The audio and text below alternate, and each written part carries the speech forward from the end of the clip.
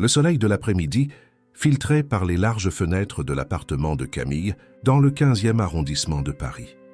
Des rayons dorés illuminaient les meubles choisis avec soin, chaque pièce représentant une conquête. Pour Camille, ce 3 pièces n'était pas seulement une propriété, c'était un symbole de son indépendance, acquis après des années de travail acharné en tant que directrice des opérations chez Eurologie France, l'une des plus grandes entreprises du secteur dans le pays. À 35 ans, Camille Moreau avait construit une vie que beaucoup admireraient. Diplômée en gestion de l'université Paris-Dauphine, avec un MBA en gestion des affaires, sa carrière avait prospéré grâce à un dévouement implacable. Ses cheveux châtains, toujours attachés en un chignon discret pendant les heures de travail, tombaient maintenant librement sur ses épaules alors qu'elle préparait une petite valise pour l'inévitable déjeuner dominical chez ses parents.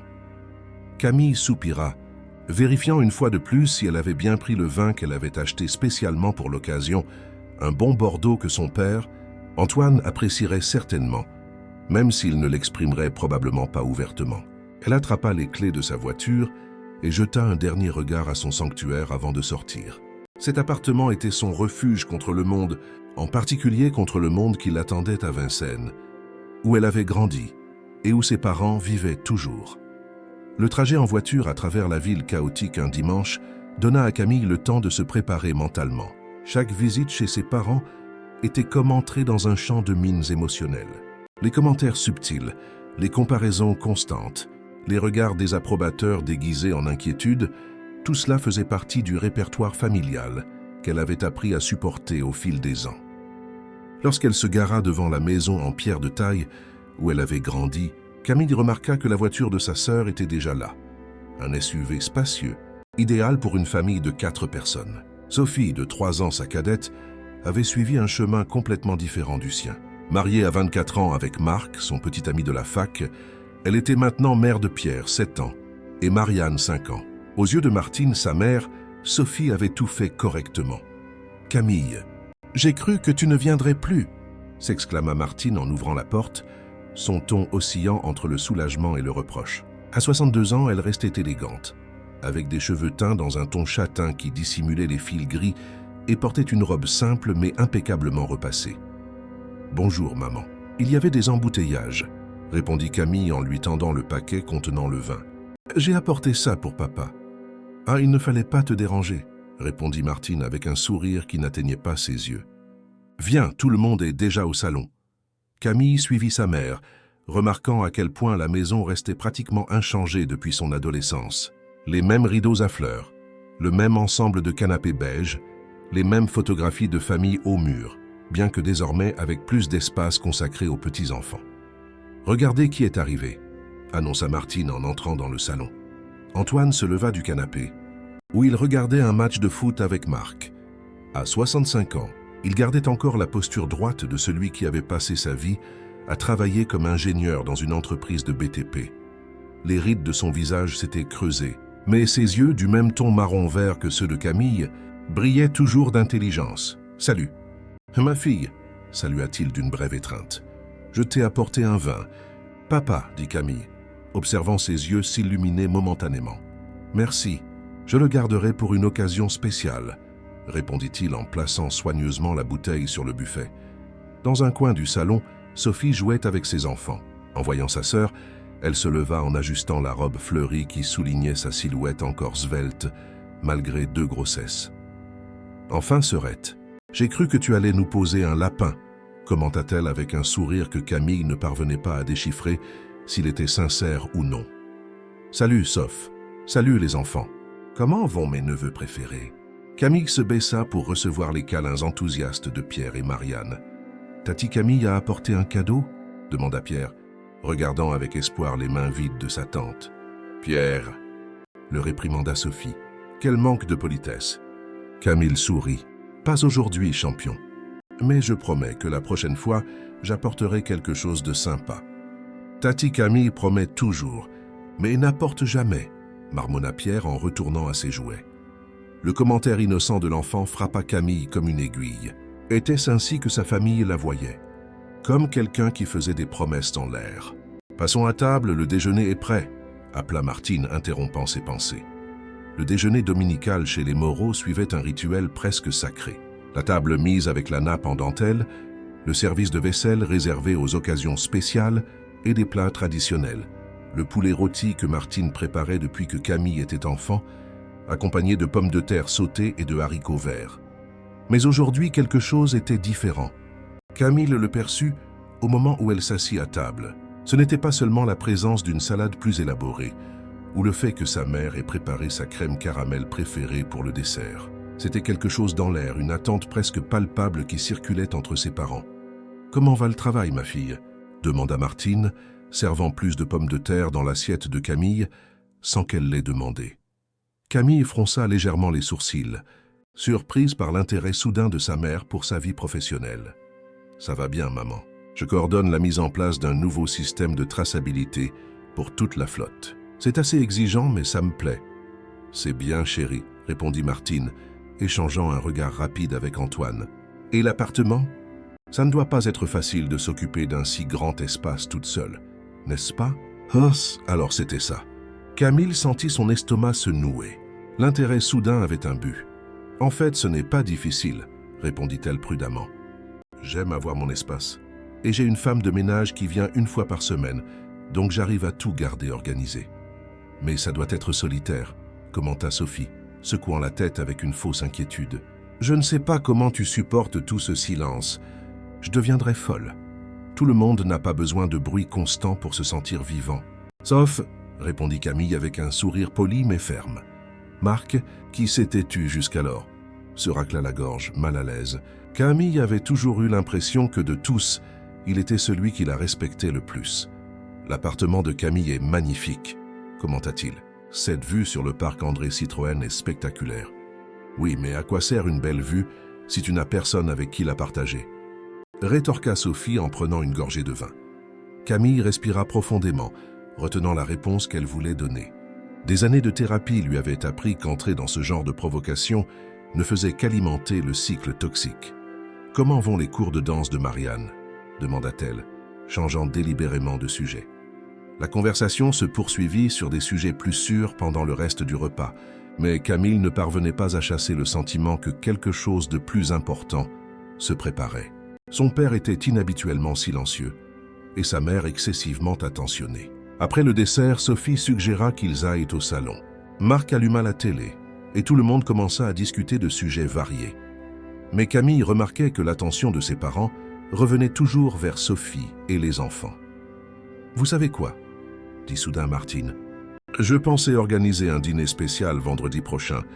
Ça fait longtemps qu'on ne s'est pas tous réunis pour une occasion plus formelle. »« Quelle excellente idée, maman !» s'exclama Sophie avec un enthousiasme exagéré. « On pourra apporter le dessert, n'est-ce pas, Marc ?» Marc acquiesça, mais Camille nota qu'il semblait mal à l'aise. « Qu'en penses-tu, Camille ?» demanda Martine. « Tu peux venir ? Ce sera une occasion spéciale. » Camille hésita. Ce spécial résonnait comme une alarme dans son esprit. « Je pense que oui, » répondit-elle finalement. « Je n'ai aucun engagement vendredi soir. »« Super !» Martine frappa dans ses mains, satisfaite. « Alors c'est convenu. Dîner spécial vendredi à 20h. » Lorsque Camille prit congé de sa famille quelques heures plus tard, sa mère la retint dans le couloir. « Ma fille, tout va bien, vraiment ? Tu sembles si seule. » Camille força un sourire. « Je vais très bien, maman. Ne t'inquiète pas pour moi. » Sur le chemin du retour, Camille ne pouvait chasser le sentiment que quelque chose d'important allait se produire. Ce dîner spécial cachait certainement un but qu'elle ne parvenait pas encore à déchiffrer. En entrant dans son appartement, le calme l'accueillit comme une étreinte chaleureuse. Camille se dirigea vers le balcon et observa la ville qui s'étendait devant elle. Les lumières commençant à s'allumer, tandis que le ciel se teignait de nuances orangées. Paris, une ville de contrastes, de rêves et de désillusions, d'opportunités et de défis, comme sa propre vie.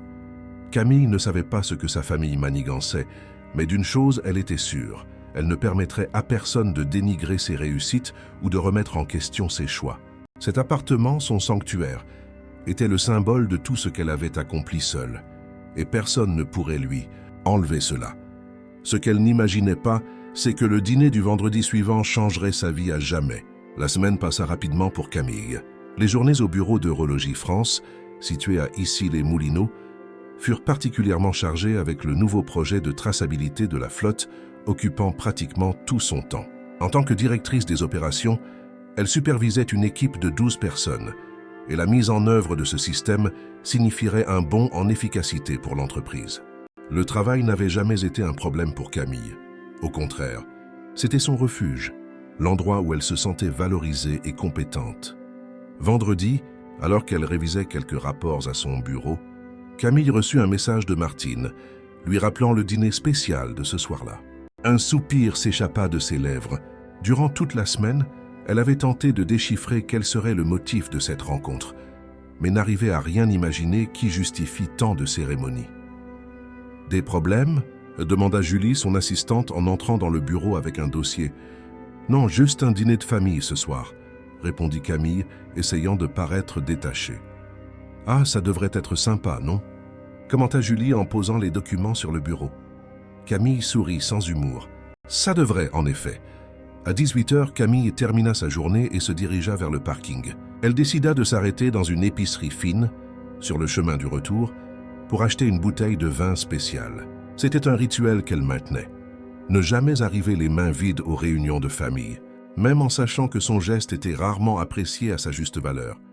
Chez elle, Camille prit un long bain, essayant de détendre ses muscles tendus. Elle choisit soigneusement sa tenue, une robe vert émeraude qui mettait ses yeux en valeur sans être trop tape à l'œil. Maquillage léger, boucles d'oreilles discrètes, le parfum subtil qu'elle ne portait que pour les occasions spéciales. En s'observant dans le miroir, Camille ressentit un mélange de fierté et de mélancolie.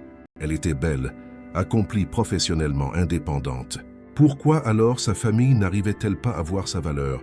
À 19h45, Camille se gara devant la maison de ses parents. Elle respira profondément avant de sortir de la voiture, saisissant la bouteille de vin comme si c'était une amulette de protection. Ponctuelle comme toujours, elle sonna à la porte exactement à 20h. « Camille !» Martine ouvrit la porte avec un enthousiasme inhabituel, serrant sa fille fort dans ses bras. « Quel plaisir que tu sois venue. Tu es magnifique, ma fille. » Le compliment inattendu laissa Camille momentanément sans voix. Sa mère faisait rarement des commentaires positifs sur son apparence. « Merci, maman, » répondit-elle en tendant la bouteille de vin. « J'ai apporté ceci pour accompagner le dîner. » « Ah, quelle délicatesse, mais il ne fallait pas. Ton père a acheté du champagne pour ce soir. » « Du champagne ?» L'appréhension de Camille augmenta.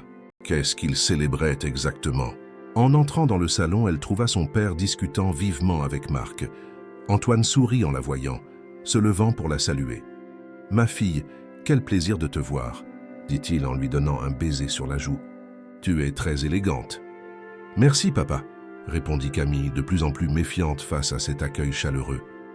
Sophie, assise sur le canapé avec les enfants, fit un signe de la main à sa sœur. « Salut, sœurette. Cette robe te va bien. »« Merci, Soph, » dit Camille, forçant un sourire. « Salut les enfants. Comment ça va ?» Pierre et Marianne coururent pour serrer leur tante dans leurs bras, et pendant un instant, Camille se sentit vraiment heureuse. Elle adorait ses neveux, malgré la relation compliquée avec sa sœur.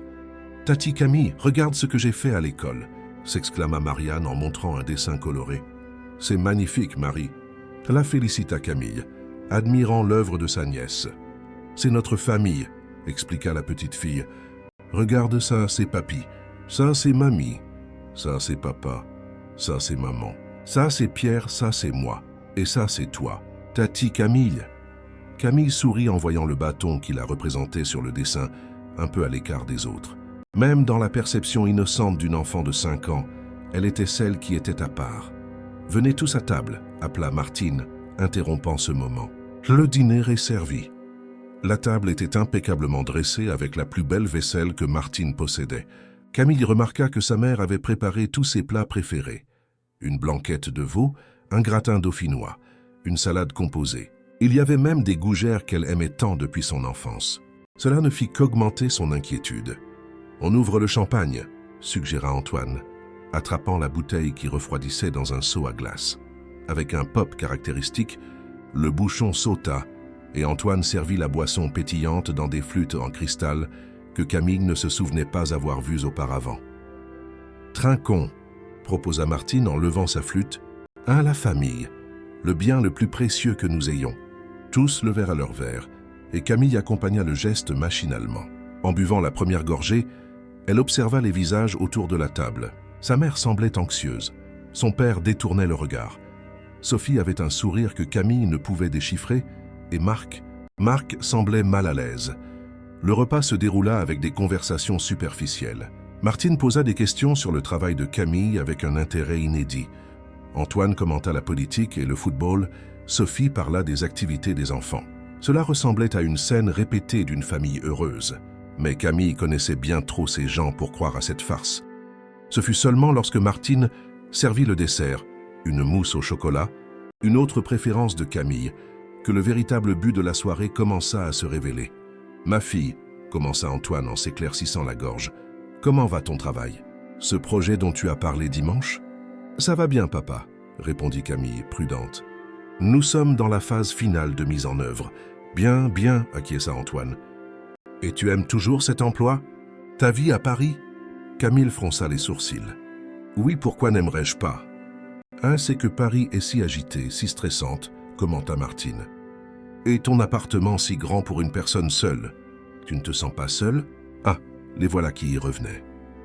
Camille respira profondément, essayant de contrôler l'irritation croissante. « Non, maman, j'aime mon espace et mon indépendance.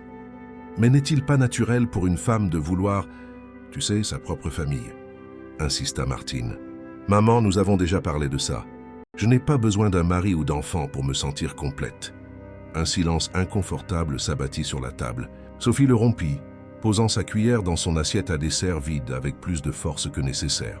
« Camille, tu sais que nous t'aimons, n'est-ce pas ?»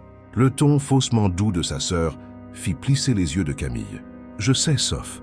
Pourquoi cette question ?»« Parce que nous avons une proposition à te faire. » intervint Martine en se penchant en avant sur sa chaise. « Une proposition qui, nous le croyons, est dans l'intérêt de toute la famille. » Camille sentit son estomac se serrer. Quel genre de proposition? Antoine se racla la gorge, assumant le rôle de porte-parole. Camille, tu sais à quel point nous apprécions ton indépendance, n'est-ce pas? Tu es une femme forte, déterminée, et nous sommes très fiers de tes réussites. Cela ne ressemblait en rien à son père. Camille ne l'avait jamais entendu parler ainsi. Et c'est précisément pour cela, continua-t-il, que nous pensons que tu es la personne la plus sensée pour comprendre une question délicate à laquelle nous sommes confrontés. « Quelle question ?» demanda Camille, bien qu'elle sente déjà un frisson lui parcourir l'échine. Sophie soupira théâtralement avant de répondre. « Camille, la situation chez moi est compliquée. Avec les enfants qui grandissent, nous avons besoin de plus d'espace. Tu sais comment est le marché immobilier aujourd'hui? C'est presque impossible de trouver quelque chose d'accessible dans un bon quartier. » Camille commençait à comprendre où cette conversation voulait en venir, et la réalisation la laissa momentanément sans voix. C'est pourquoi, « Fille, » intervint Martine, « nous avons pensé que tu pourrais peut-être aider ta sœur. Ton appartement est grand et tu vis seule ?» La flûte de champagne faillit glisser des doigts de Camille.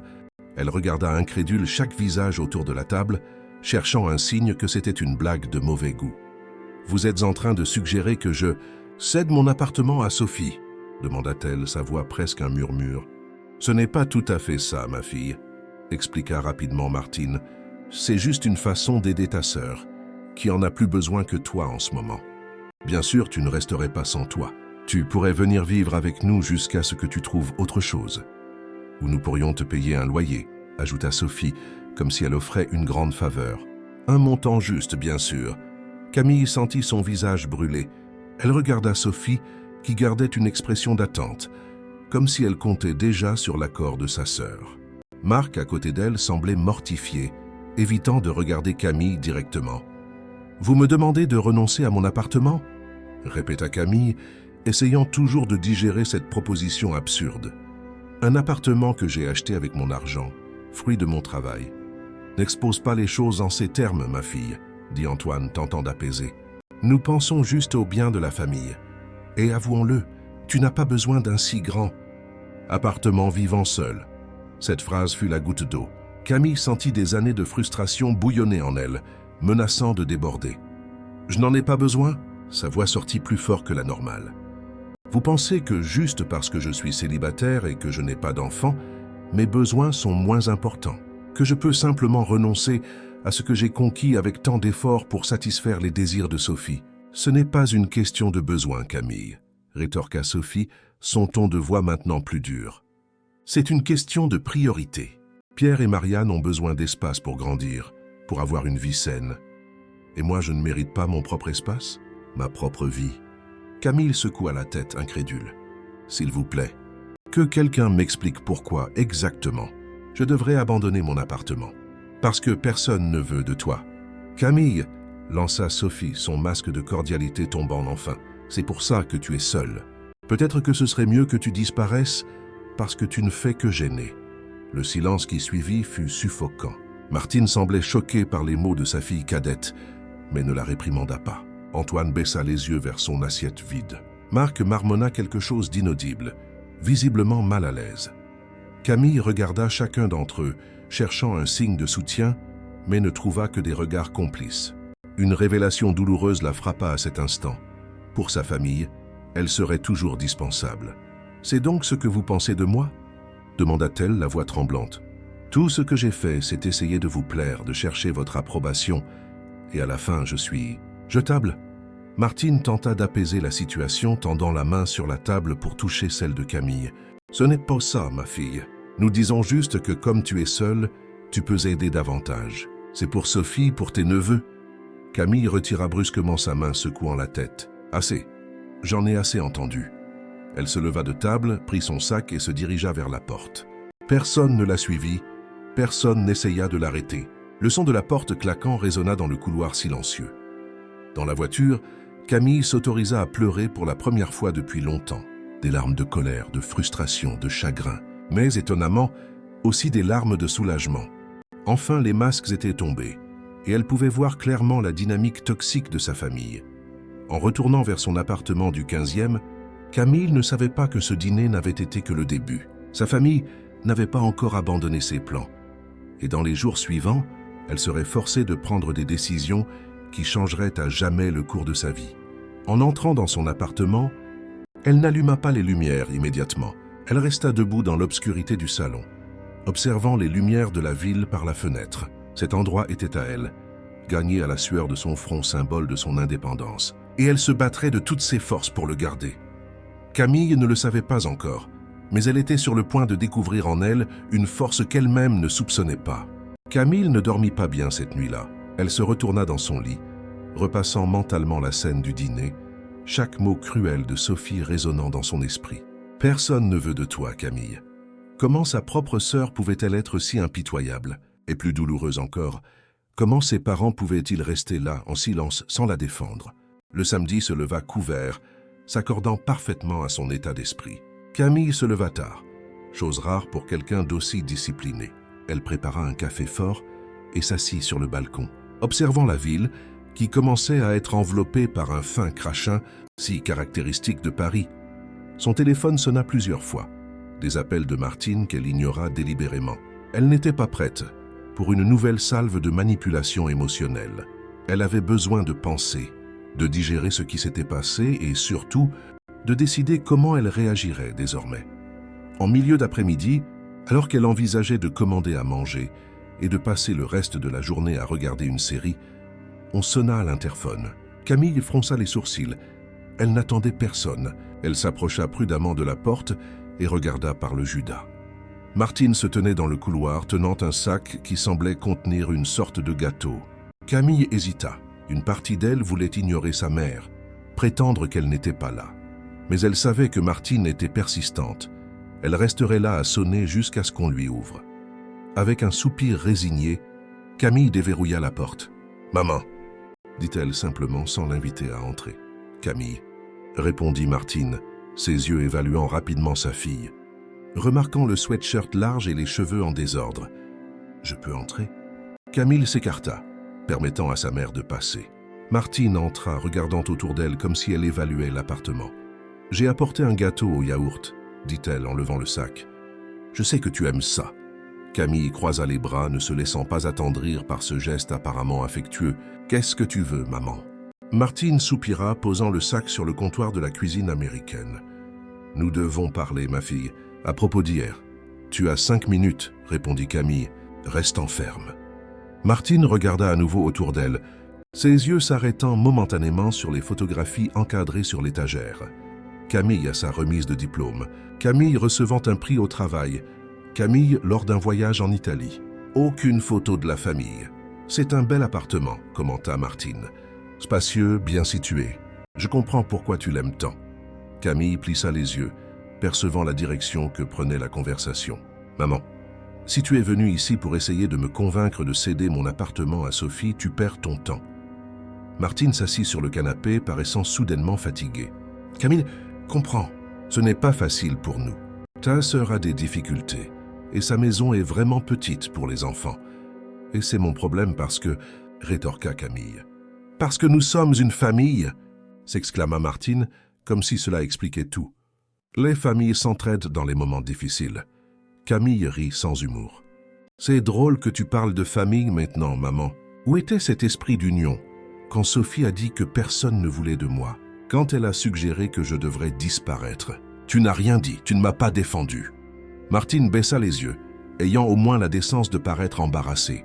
Sophie a parlé sans réfléchir, sous le coup de la colère. Elle le regrette.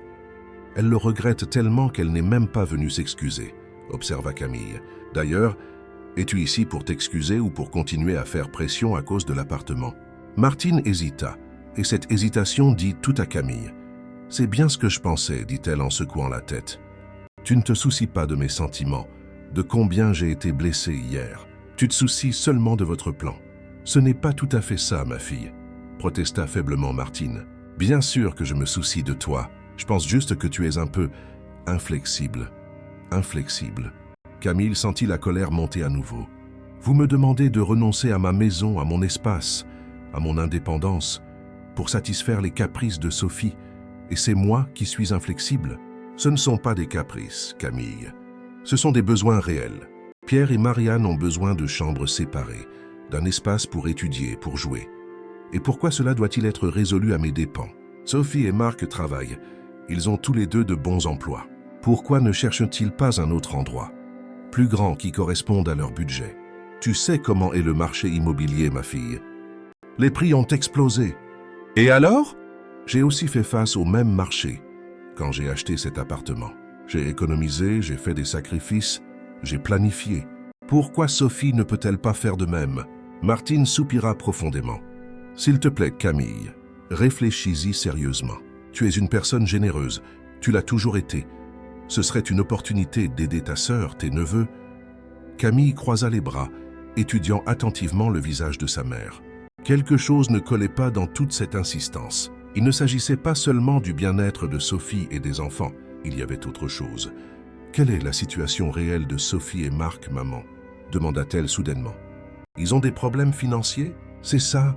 Le bref regard de panique qui traversa le visage de Martine fut une réponse suffisante. Alors c'est ça, continua Camille. Ils n'ont pas besoin de plus d'espace. Ils n'ont pas les moyens de garder la maison où ils sont. Martine semblait mal à l'aise, triturant nerveusement le bas de son chemisier. Marc a eu quelques contretemps au travail. Rien de grave, mais ils sont temporairement à court d'argent. Et au lieu de me dire la vérité, vous avez inventé toute cette histoire sur les enfants ayant besoin de plus d'espace? Camille secoua la tête, incrédule. Pourquoi n'avez-vous pas été honnête avec moi dès le début? Parce que nous connaissons ta fierté, Camille. Nous savions que tu n'accepterais pas d'aider si tu savais que c'était pour de l'argent. Camille respira profondément, essayant de contrôler la colère qui menaçait de la dominer. Ce n'est pas une question de fierté, maman. C'est une question de respect. Vous ne m'avez pas assez respecté pour être honnête. Martine resta silencieuse pendant quelques instants, apparemment à court d'arguments. Finalement, elle se leva. D'accord, ma fille. Je vois qu'il ne sert à rien d'insister aujourd'hui. Mais s'il te plaît, réfléchis-y. Ce sont tes neveux qui sont en jeu. Camille accompagna sa mère jusqu'à la porte restant ferme. « Avons-nous besoin d'en reparler, maman ?»« Oui, » répondit Martine déjà dans le couloir. « Que dirais-tu de venir dîner à la maison demain, nous tous? Nous pourrons parler plus calmement, sans les enfants. » Camille était sur le point de refuser, mais quelque chose la retint. Une idée commençait à se former dans son esprit. « J'ai une condition, dit-elle. Laquelle ?» demanda Martine, pleine d'espoir. « C'est moi qui préparerai le dîner ici dans mon appartement. Vous venez, toi, papa, Sophie et Marc. Nous pourrons parler calmement et je pourrai reconsidérer. Le visage de Martine s'illumina. Bien sûr, ma fille. Quelle excellente idée. Comme ça, tu pourras montrer l'appartement à Sophie. Elle pourra prévoir où mettre les meubles. Je n'ai encore rien promis, maman, l'interrompit Camille. J'ai seulement dit que j'allais reconsidérer. Bien sûr, acquiesça rapidement Martine. Demain à 19h, ça te va? Parfait, répondit Camille, fermant déjà la porte. À demain. Dès que sa mère fut partie, Camille prit son téléphone et composa un numéro. Après quelques sonneries, une voix masculine répondit. Maître Dubois, c'est Camille Moreau. Vous souvenez-vous de cette question dont nous avons discuté le mois dernier concernant la protection patrimoniale? Nous devons mettre cela en œuvre immédiatement. Après avoir raccroché, Camille ouvrit son ordinateur portable et commença à faire des recherches. Si sa famille voulait la guerre, elle était prête à se battre et à gagner. Le dimanche se leva ensoleillé, contrastant avec la veille. Camille se réveilla tôt, animée d'une détermination nouvelle. Elle passa la matinée à ranger l'appartement, non pas parce qu'elle se souciait de l'impression qu'elle ferait à sa famille, mais parce qu'elle avait besoin que tout soit parfait pour ce qu'elle prévoyait. À 15h, elle sortit faire des courses. Elle choisit soigneusement les ingrédients pour le dîner, les plats préférés de chacun. Elle voulait que tout ressemble à une véritable tentative de réconciliation. Tout en préparant le repas, elle repassait mentalement son plan. C'était risqué mais nécessaire. Sa famille avait franchi une ligne et Camille n'avait plus l'intention de reculer. À 18h30, l'interphone sonna. C'était Maître Dubois, son avocat. Il monta rapidement apportant un dossier. « Tout est prêt, Camille », dit-il en lui tendant quelques papiers. « Le transfert a été finalisé. La propriété est maintenant au nom de la société. Comme demandé, voici la copie des documents. » Camille signa là où c'était indiqué et rangea les papiers dans un tiroir de son bureau. « Merci, maître. Je savais que je pouvais compter sur vous. » Maître Dubois sourit. « Cette stratégie protégera votre patrimoine de toute tentative de pression. Si quelqu'un essaie de vous forcer à céder l'appartement, il devra faire face à des questions sociétales, ce qui rend tout beaucoup plus compliqué. »« C'est exactement ce dont j'avais besoin, » répondit Camille en le raccompagnant à la porte. « Souvenez-vous, » dit l'avocat avant de partir, « vous n'êtes plus que locataire du bien techniquement parlant. La propriétaire est la société CM Conseil, dont vous êtes l'associé majoritaire. Personne ne peut vous forcer à partir ou à céder l'appartement sans une longue procédure légale. » Camille sourit, satisfaite. « Parfait, merci encore. » À 19h précise, l'interphone annonça l'arrivée de sa famille. Camille respira profondément, afficha un sourire et appuya sur le bouton pour ouvrir. Quelques minutes plus tard, ils étaient tous réunis dans le salon. Martine semblait anxieuse, Antoine mal à l'aise, Sophie évaluait l'appartement avec des yeux convoiteux et Marc semblait sincèrement honteux. « Bienvenue, » dit Camille en leur faisant signe de s'asseoir. « Le dîner est presque prêt. Vous acceptez quelque chose à boire en attendant ? » « Quelle odeur merveilleuse !» commenta Martine, essayant de briser la glace. « Qu'as-tu préparé, ma fille ?»« Un peu de tout, » répondit Camille en servant du vin aux adultes. « Un filet de bœuf sauce au poivre pour papa, la blanquette de veau pour toi, maman, et ces pâtes aux 4 fromages que Sophie aime tant. »« Tu t'en es souvenu ?» commenta Sophie, paraissant vraiment surprise. « Bien sûr, » répondit Camille avec un sourire qui n'atteignait pas ses yeux. « Nous sommes une famille, n'est-ce pas ?»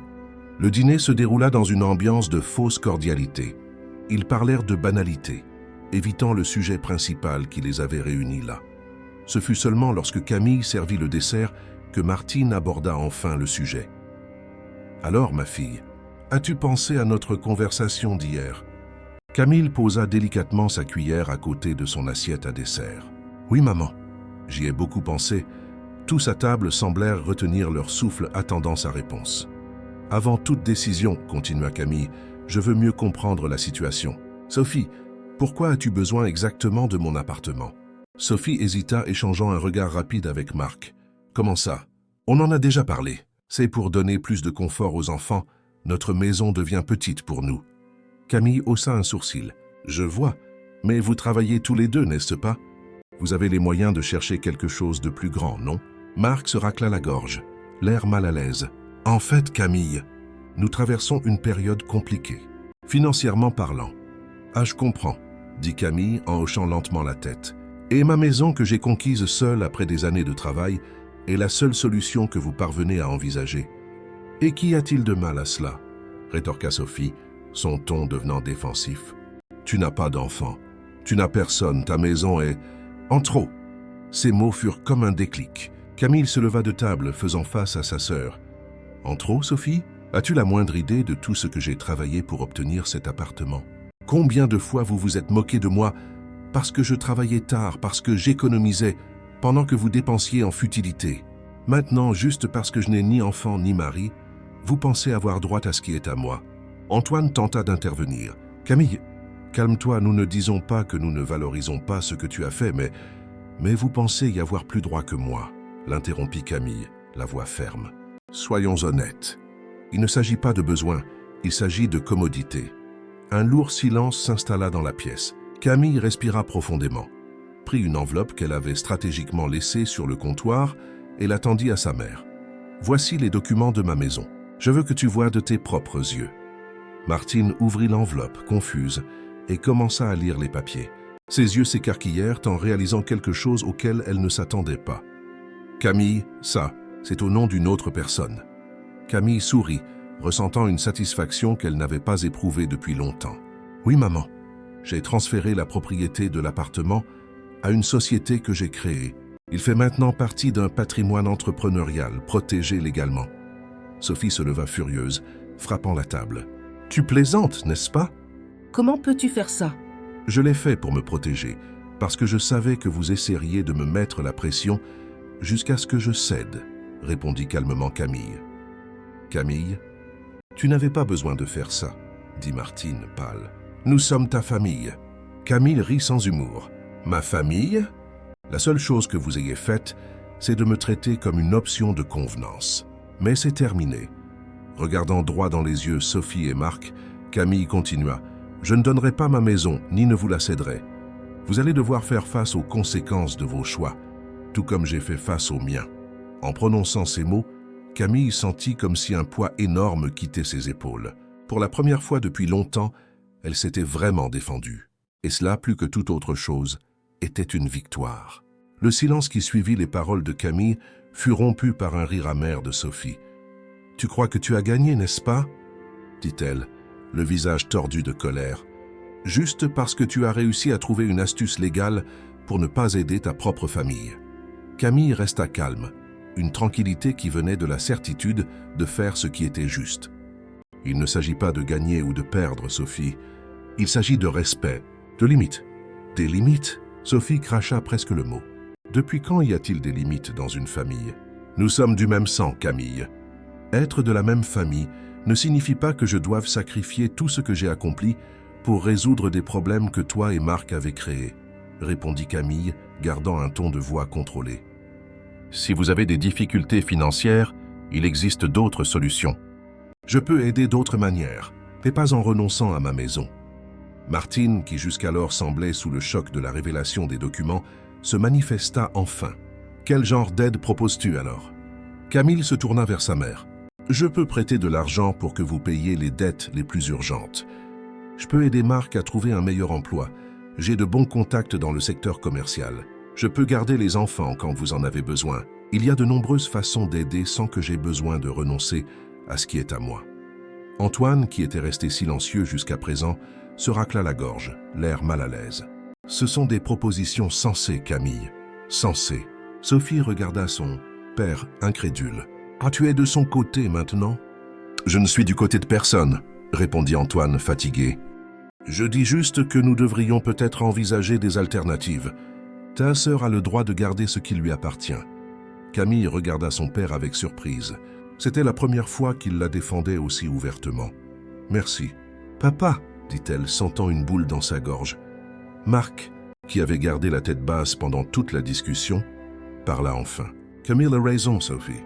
Nous ne pouvons pas attendre qu'elle résolve nos problèmes de cette manière. Toi aussi ?»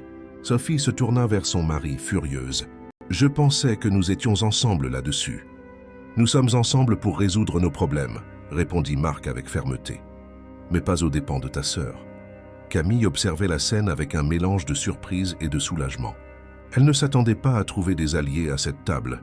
« Écoute, » continua Marc en regardant Camille, « Je te remercie pour ta proposition d'aide. Si tu peux vraiment me recommander pour une opportunité, ce serait formidable. Quant au prêt, je pense que nous pourrons en parler calmement plus tard. Sophie se leva brusquement, renversant son verre de vin qui se brisa sur le sol. Je n'en crois pas mes oreilles. Vous êtes tous contre moi?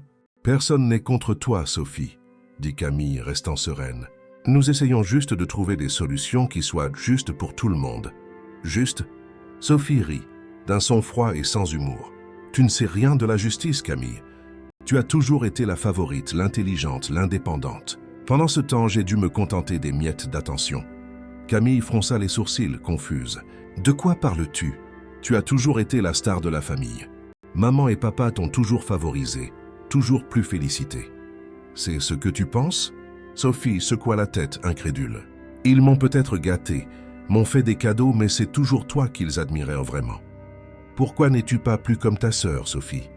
Camille ne causerait jamais ce genre de problème. Sophie, regarde comme ta sœur est responsable. Sophie, Camille regarda ses parents, qui semblaient mal à l'aise face aux révélations de leur fille cadette. C'est vrai ça? Leur demanda-t-elle. Martine soupira profondément avant de répondre. Peut-être. Peut-être avons-nous commis des erreurs dans votre éducation, des comparaisons que nous n'aurions pas dû faire. Vous avez toujours été si différente, ajouta Antoine, semblant sincèrement désolé. Camille a toujours été indépendante, déterminée. Sophie avait besoin de plus. D'encouragement. D'encouragement? Rétorqua Sophie. C'est comme ça que tu appelles une pression constante pour être comme ma sœur? Nous n'avons jamais voulu que tu sois comme Camille, protesta Martine. Nous voulions juste que tu sois plus responsable. Et me marier jeune, avoir des enfants, ce n'était pas être responsable? Questionna Sophie. Ou était-ce juste une façon pour vous de me garder sous contrôle pendant que Camille pouvait voler librement? Camille observait la discussion avec un sentiment croissant de malaise. Elle n'avait jamais vu la dynamique familiale sous cet angle. Elle avait toujours cru qu'elle était la moins aimée, la moins valorisée. Était-il possible que Sophie ressente la même chose, mais d'une manière différente? Peut-être devrions-nous tous nous calmer, suggéra Marc en se levant pour nettoyer le vin renversé. Il est clair qu'il y a de vieux ressentiments qui doivent être résolus, mais ce n'est ni le moment ni l'endroit. Je suis d'accord, dit Camille en l'aidant avec les éclats de verre. Je pense que nous avons tous besoin de temps pour réfléchir. Sophie croisa les bras, toujours visiblement irritée. Ça ne change rien, Camille. Tu refuses toujours de nous aider quand nous en avons besoin. Non, Sophie, corrigea Camille. Je refuse de renoncer à mon foyer pour résoudre un problème qui n'est pas le mien. Mais je propose toujours mon aide, d'autres manières. Je n'ai pas besoin de ta charité, répondit sèchement Sophie.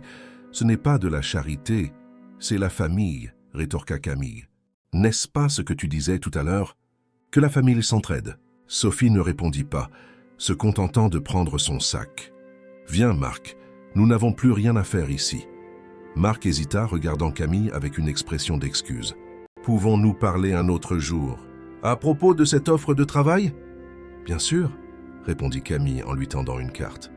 C'est mon contact direct. Appelle-moi quand tu veux. Sophie observa l'échange les yeux mi-clos, mais ne commenta pas. Avec un dernier regard foudroyant pour sa sœur, elle se dirigea vers la porte, suivie d'un Marc abattu. Martine et Antoine se levèrent également, l'air mal à l'aise et incertain de la marche à suivre. « Nous devrions y aller aussi », dit Martine, évitant de regarder Camille directement. « Merci pour le dîner. »« Je vous en prie », répondit Camille en les accompagnant à la porte. « Et maman, papa, je veux vraiment aider. Je ne renoncerai juste pas à ma maison pour ça. » Antoine acquiesça, posant une main hésitante sur l'épaule de sa fille. « Nous comprenons, Camille. Ou du moins, nous essayons de comprendre. Donne-nous du temps. » Quand la porte se referma derrière eux, Camille sentit une vague d'épuisement émotionnel la submerger. Elle alla dans la cuisine, prit une bouteille de vin qui restait et s'en servit généreusement. Elle s'assit sur le canapé, observant les lumières de la ville par la fenêtre panoramique. La soirée avait été révélatrice à bien des égards. Non seulement elle avait réussi à protéger son patrimoine, mais elle commençait aussi à voir sa famille sous une nouvelle perspective. Les mots amers de Sophie, bien que douloureux, avaient révélé une vérité que Camille n'avait jamais envisagée. Que sa sœur portait aussi des blessures d'enfance, se sentait elle aussi inadéquate, luttait elle aussi pour obtenir l'approbation. Pendant un moment, Camille ressentit une pointe d'empathie pour sa sœur. Peut-être que sous toute cette hostilité, il y avait juste une fille peu sûre d'elle, qui avait grandi en se sentant constamment comparée à sa sœur aînée. Mais l'empathie ne signifiait pas céder à des exigences injustes. Camille avait bien fait de protéger ce qui lui appartenait, d'établir des limites claires. Elle aiderait sa famille, oui, mais selon ses propres termes. Son téléphone sonna, interrompant ses pensées. C'était un message de Marc. « Merci d'avoir compris. On se parle bientôt. » Camille sourit légèrement. Au moins un pont n'avait pas été complètement brûlé ce soir-là. Les jours qui suivirent furent silencieux. Camille se plongea dans le travail, concentrant toute son énergie sur le nouveau projet d'Eurologis France. Le système de traçabilité de la flotte était presque terminé, et les résultats préliminaires étaient prometteurs. Son équipe était motivée, et Camille se sentait valorisée, respectée, quelque chose qu'elle expérimentait rarement dans le cercle familial. Jeudi, alors qu'elle finalisait quelques rapports dans son bureau avec vue sur la Défense, elle reçut une visite inattendue. « Mademoiselle Moreau, votre père est ici pour vous voir », annonça sa secrétaire par l'interphone. Camille fronça les sourcils, surprise. Antoine ne lui avait jamais rendu visite au travail auparavant. « Vous pouvez le faire entrer, s'il vous plaît. » Quelques instants plus tard, Antoine entra dans le bureau, l'air légèrement déplacé au milieu de l'environnement professionnel. Il portait une chemise bien repassée et tenait un petit paquet. « Papa », salua Camille en se levant pour l'accueillir. « Quelle surprise !»« Tout va bien. » Antoine acquiesça, regardant autour de lui, admirant le bureau spacieux de sa fille. « Bel endroit. »« Il te correspond. »« Merci », répondit Camille en lui indiquant une chaise. « Tu veux un café ?»« Non, merci. Je ne resterai pas longtemps, » dit-il en s'asseyant. Après un moment d'hésitation, il tendit le paquet. « J'ai apporté quelque chose pour toi. » Camille prit le paquet, intriguée. En l'ouvrant, elle découvrit un petit cadre photo en argent. Sur la photographie, elle avait 5 ans, souriant à côté de son père qui la tenait dans ses bras. Antoine se racla la gorge, semblant ému. « J'ai trouvé cette photo hier en rangeant de vieilles boîtes. J'ai pensé que tu aimerais la voir. » Camille sentit une boule dans sa gorge. « Elle est magnifique, papa, merci. »« Camille, » commença-t-il, joignant ses mains sur ses genoux, « je veux m'excuser. Pour le dîner, pour la façon dont ta mère et Sophie t'ont traité et pour ne pas t'avoir suffisamment défendu. » Camille regarda son père, surprise par la sincérité de sa voix. « J'ai toujours été très fier de toi, » continua-t-il. « De ton indépendance, de ta volonté. Peut-être que je ne l'ai pas assez montré et je le regrette. »« Merci, papa, » répondit Camille, émue. « Cela signifie beaucoup pour moi. Sophie a toujours été plus explosive, plus émotionnelle, » expliqua Antoine. « Nous avons fini par céder plus souvent à ses demandes, peut-être pour éviter les conflits. C'était injuste pour toi. » Camille acquiesça, commençant à mieux comprendre la dynamique familiale. « Et comment vont les choses maintenant? Avec Sophie et Marc ?» Antoine soupira. « Compliqué. Marc a trouvé un travail temporaire, ce qui a aidé à soulager un peu la pression financière. Mais Sophie? Eh bien, elle est toujours blessée. Et maman? Ta mère est partagée. D'un côté, elle comprend ton point de vue. De l'autre, elle s'inquiète pour Sophie et les petits-enfants. » Camille acquiesça à nouveau, compréhensive. « Et toi, papa? Qu'en penses-tu de tout ça ?» Antoine sourit légèrement. « Je pense que tu as fait ce qu'il fallait, Camille. Je t'ai vraiment défendu après votre départ. J'ai dit à ta mère et à Sophie que l'appartement t'appartenait de droit, conquis par tes propres efforts. Elles doivent respecter ça. » Camille sourit, émue par ce soutien inattendu. « Cela signifie beaucoup pour moi, papa. Plus que tu ne l'imagines. »« Je sais, » répondit-il en se levant. « Bien, je ne veux pas te prendre plus de temps. Je voulais juste que tu saches que tout le monde dans la famille n'est pas contre toi. »« Merci d'être venu, papa, » dit Camille en se levant aussi et en le serrant dans ses bras. Antoine hésita un instant avant de répondre à l'étreinte.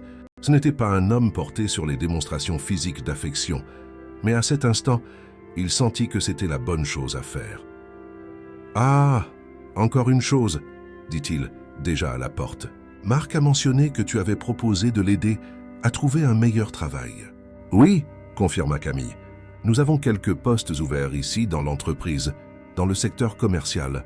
S'il est intéressé, je peux le recommander. »« Je suis sûr qu'il le sera, » répondit Antoine. « Je vais lui transmettre l'information. » Après le départ de son père, Camille se rassit, contemplant le cadre photo entre ses mains. Cette visite inattendue lui avait apporté un sentiment de soulagement, de validation. Peut-être que tout n'était pas perdu avec sa famille. En fin d'après-midi, elle reçut un message de Marc s'informant sur les postes mentionnés par Antoine. Camille répondit promptement, lui envoyant des informations détaillées et proposant de transmettre personnellement son CV au département des ressources humaines. « Je ne sais pas comment te remercier », répondit Marc, « surtout après tout ce qui s'est passé. »« La famille, c'est la famille », répondit simplement Camille, malgré tout. En rentrant chez elle ce soir-là, Camille se sentit plus légère que ces derniers jours. Peut-être, juste peut-être, que toute cette situation difficile pourrait mener à une meilleure compréhension entre elle et sa famille. Ce ne serait pas facile, et cela prendrait certainement du temps. Mais pour la première fois, elle sentait qu'il y avait une réelle possibilité de guérison. Ce que Camille ne savait pas, c'est que pendant qu'elle commençait à entrevoir un avenir de réconciliation, Sophie tramait quelque chose qui pourrait détruire complètement toute chance de paix familiale. Une semaine s'était écoulée depuis la visite d'Antoine au bureau de Camille. Les jours s'étaient déroulés à un rythme de travail intense, ponctué de messages occasionnels de Marc concernant le processus de recrutement chez Eurologis France. Camille avait tenu parole et avait personnellement transmis son CV au département RH, soulignant ses qualifications et son expérience dans le domaine commercial. Ce vendredi-là, Camille finalisait une présentation pour le conseil d'administration lorsqu'elle reçut un appel de Julie, son assistante. « Camille, monsieur Henri Valois des RH est ici. Il aimerait vous parler de la recommandation que vous avez faite. » Camille fronça les sourcils, curieuse. « Faites-le entrer, Julie. » Henri était le directeur des ressources humaines de l'entreprise, un homme d'âge mûr jouissant d'une réputation de professionnalisme impeccable. Il entra dans le bureau avec un dossier à la main et une expression que Camille ne parvint pas à déchiffrer. « Bonjour Camille », la salua-t-il en s'asseyant sur la chaise qu'elle lui indiquait. « Nous devons parler de la recommandation que vous avez faite. Marc Durand, n'est-ce pas ?» En supposant que le nom de famille de Marc est Durand. « Oui », confirma Camille, ressentant un léger malaise. « Y a-t-il un problème avec son CV ?» Henri hésita avant de répondre. « Pas exactement avec le CV lui-même. En fait, ses qualifications sont tout à fait adaptées au poste. Le problème réside dans certaines informations supplémentaires que nous avons découvertes lors de la vérification des antécédents. » Camille sentit un frisson lui parcourir l'échine. « Quel genre d'informations ?» Henri ouvrit le dossier et en retira quelques documents. Marc Durand n'a pas été licencié de son dernier emploi pour réduction d'effectifs, comme indiqué sur son CV, mais pour des problèmes disciplinaires graves.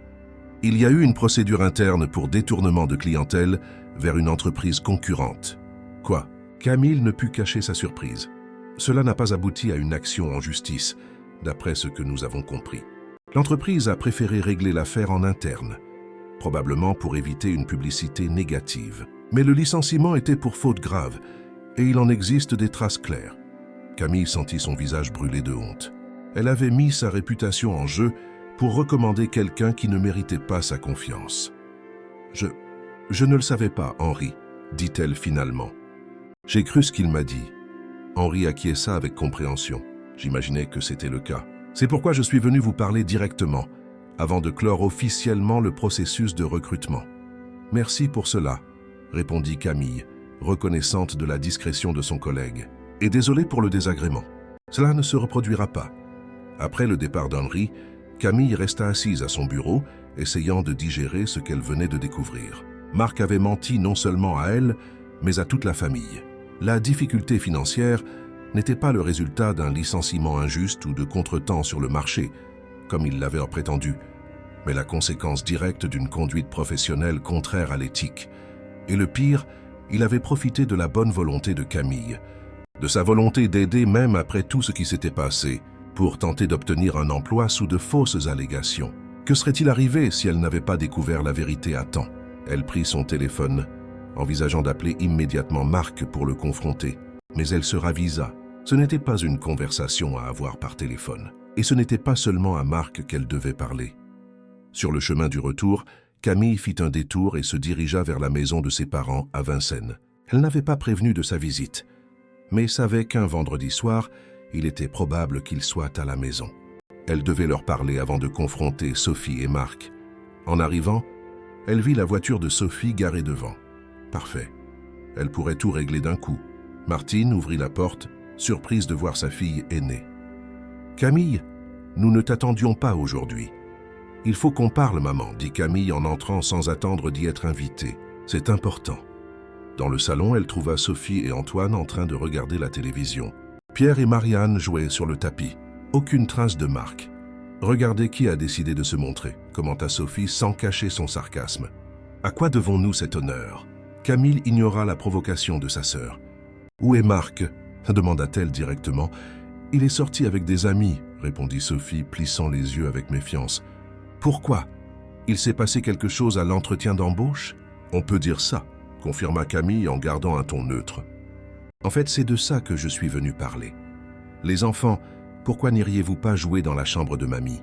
suggéra Martine, sentant la tension dans l'air. « Il y a ce nouveau jeu que nous avons acheté la semaine dernière. » Pierre et Marianne protestèrent brièvement, mais finirent par obéir. Dès que les enfants furent sortis, Camille se tourna vers sa famille. « J'ai découvert quelque chose aujourd'hui que je pense que vous devriez savoir. » commença-t-elle, gardant la voix ferme malgré l'émotion contenue. Marc n'a pas été licencié pour réduction d'effectifs, comme il l'a prétendu. Il a été licencié pour faute grave, pour avoir détourné des clients vers une entreprise concurrente. Sophie se leva d'un bond, le visage pâle. « De quoi parles-tu » ? « C'est un mensonge. »« Non, Sophie, ce n'est pas le cas, » rétorqua Camille, gardant son calme. « Le département des RH de mon entreprise a fait une vérification des antécédents. C'est la procédure standard. Ils ont trouvé des traces claires du licenciement pour faute grave. Et tu crois plus ces informations que ton propre beau-frère ?» demanda Sophie indignée. « Ce sont des informations officielles, Sophie. Des documents, des registres. Et honnêtement, après tous les mensonges que vous avez racontés, pourquoi devrais-je croire Marc ?» Martine s'assit, l'air choqué. « Ce n'est pas possible. Marc a toujours semblé si correct. »« C'est précisément parce qu'il semblait correct qu'il a réussi à nous tromper tous, » répondit Camille. « Y compris toi, Sophie. Ou bien le savais-tu aussi ?» Le silence et le regard fuyant de Sophie furent une réponse suffisante. « Mon Dieu, » murmura Camille, incrédule. « Tu le savais. Tu le savais depuis le début. » « Ce n'est pas si simple, » se défendit Sophie, la voix tremblante. Marc était sous pression. Cette entreprise ne valorisait pas son travail, le payait mal. Alors ça justifie un comportement contraire à l'éthique, trahir la confiance de son employeur, mentir à sa famille. Tu ne comprends pas, Camille. Nous avons des factures à payer, des enfants à élever. Et ça vous donne le droit de mentir, de manipuler, d'essayer de prendre ma maison. Camille secoua la tête, ressentant un mélange de colère et de déception. Et après, vous venez parler de famille, d'union, d'aide mutuelle ? Antoine, qui avait observé la discussion en silence jusqu'alors, se manifesta enfin. « Sophie, tu savais ça depuis le début et tu ne nous as rien dit. » Sophie s'effondra sur le canapé, les larmes commençant à couler. « Qu'est-ce que vous vouliez que je fasse ? Que j'expose mon mari ? Que j'admette que nous sommes ruinés à cause d'une de ses erreurs ? Ça aurait été plus honnête que d'essayer de résoudre vos problèmes aux dépens de ta sœur, répondit Antoine, surprenant tout le monde par la fermeté de sa voix. Martine regarda son mari incrédule. Antoine, ne sois pas si dur. Non, Martine. Assez de couvrir Sophie. Camille a raison. Ce qu'ils ont fait est mal à tous points de vue. Un lourd silence s'abattit sur la pièce. Camille observait sa sœur, qui pleurait maintenant ouvertement, le visage caché entre ses mains. Malgré la colère, elle ressentit une pointe de pitié. Sophie avait toujours été émotionnellement fragile, même derrière la façade de forteresse qu'elle tentait de maintenir. « Que va-t-il se passer maintenant ?» demanda Martine inquiète. « Vous êtes vraiment ruinée, Sophie ?» Sophie leva le visage, les yeux rouges et gonflés. « Presque. Nous avons des dettes que nous ne pouvons pas payer, des mensualités en retard. Nous sommes sur le point de perdre la maison.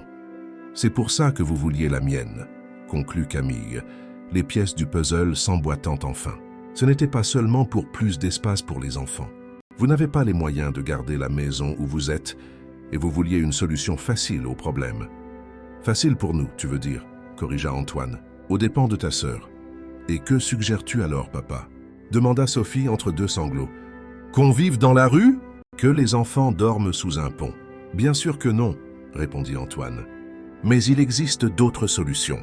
Vous pouvez vendre la maison, louer quelque chose de plus petit temporairement, jusqu'à ce que vous vous releviez financièrement. Vous pouvez vivre avec nous pendant un certain temps, si nécessaire. Vivre ici? Sophie sembla horrifiée par l'idée. À presque 30 ans, avec 2 enfants, un mari, c'est mieux que d'essayer de prendre la maison de ta sœur, rétorqua Antoine. Camille observait la dynamique familiale avec une nouvelle perspective. Pour la première fois, elle sentait que son père était vraiment de son côté, la défendant, reconnaissant sa valeur. C'était une sensation étrange mais réconfortante. « Je peux toujours aider », dit-elle finalement. « Pas avec la maison, mais d'autres manières. Je peux prêter de l'argent pour que vous payiez les dettes les plus urgentes. Je peux aider Marc à trouver un autre emploi, pas dans mon entreprise, évidemment, mais j'ai d'autres contacts. L'important, c'est que nous soyons honnêtes les uns avec les autres. » Sophie leva les yeux vers sa sœur, un mélange de surprise et de méfiance dans son regard. « Pourquoi veux-tu encore nous aider après tout ?» Camille soupira. « Parce que nous sommes une famille, Sophie. Malgré tout, malgré les blessures, les ressentiments, les comparaisons injustes, je ne vais pas vous abandonner quand vous avez besoin d'aide. Je ne vais juste pas me laisser manipuler ou utiliser. » Martine regarda sa fille aînée avec quelque chose qui ressemblait à de l'admiration. « Tu as bon cœur, Camille. Ce n'est pas une question de bonté, maman. C'est une question de faire ce qui est juste, selon mes termes. » À cet instant, la porte d'entrée s'ouvrit et Marc entra, l'air fatigué. En voyant Camille dans le salon, il s'arrêta net, confus. « Camille, qu'est-ce que tu fais ici ?»« Salut, Marc, » répondit calmement Camille. « Nous parlions de toi, justement. De ton licenciement pour faute grave de ton dernier emploi. » Le visage de Marc pâlit visiblement. Il regarda Sophie qui détourna le regard, toujours en larmes. « Comment l'as-tu su ?» demanda-t-il, la voix presque inaudible. « Vérification des antécédents standards de mon entreprise, » répondit Camille. « Pourquoi as-tu menti, Marc? Pourquoi n'as-tu pas été honnête avec moi quand j'ai proposé de l'aide ?» Marc s'effondra sur une chaise, l'air vaincu. « J'avais honte. Je savais que tu ne m'aiderais pas si tu savais la vérité. Tu as raison, je n'aurais pas aidé à obtenir un emploi dans mon entreprise. Je n'aurais pas mis ma réputation en jeu. Mais j'aurais pu aider d'autres manières, si tu avais été honnête. » « Nous sommes désespérés, Camille, » admit Marc, la voix étranglée par l'émotion. Sur le point de tout perdre. Quand l'idée de demander ton appartement est venue, « C'était ton idée ?» demanda Camille, incrédule. « Non, » corrigea rapidement Marc. « C'était celle de Sophie. Mais j'ai accepté. Ça semblait être la solution parfaite à nos problèmes. » Camille regarda sa sœur, qui gardait maintenant la tête basse. « Sophie, c'est vrai? C'était ton idée depuis le début ?» Sophie acquiesça légèrement sans lever les yeux. « J'étais désespéré, Camille. Les factures n'arrêtent pas d'arriver. Les banques qui appellent. J'ai pensé que toi, avec ton emploi stable, ta vie organisée, tu pourrais renoncer à la maison pour nous.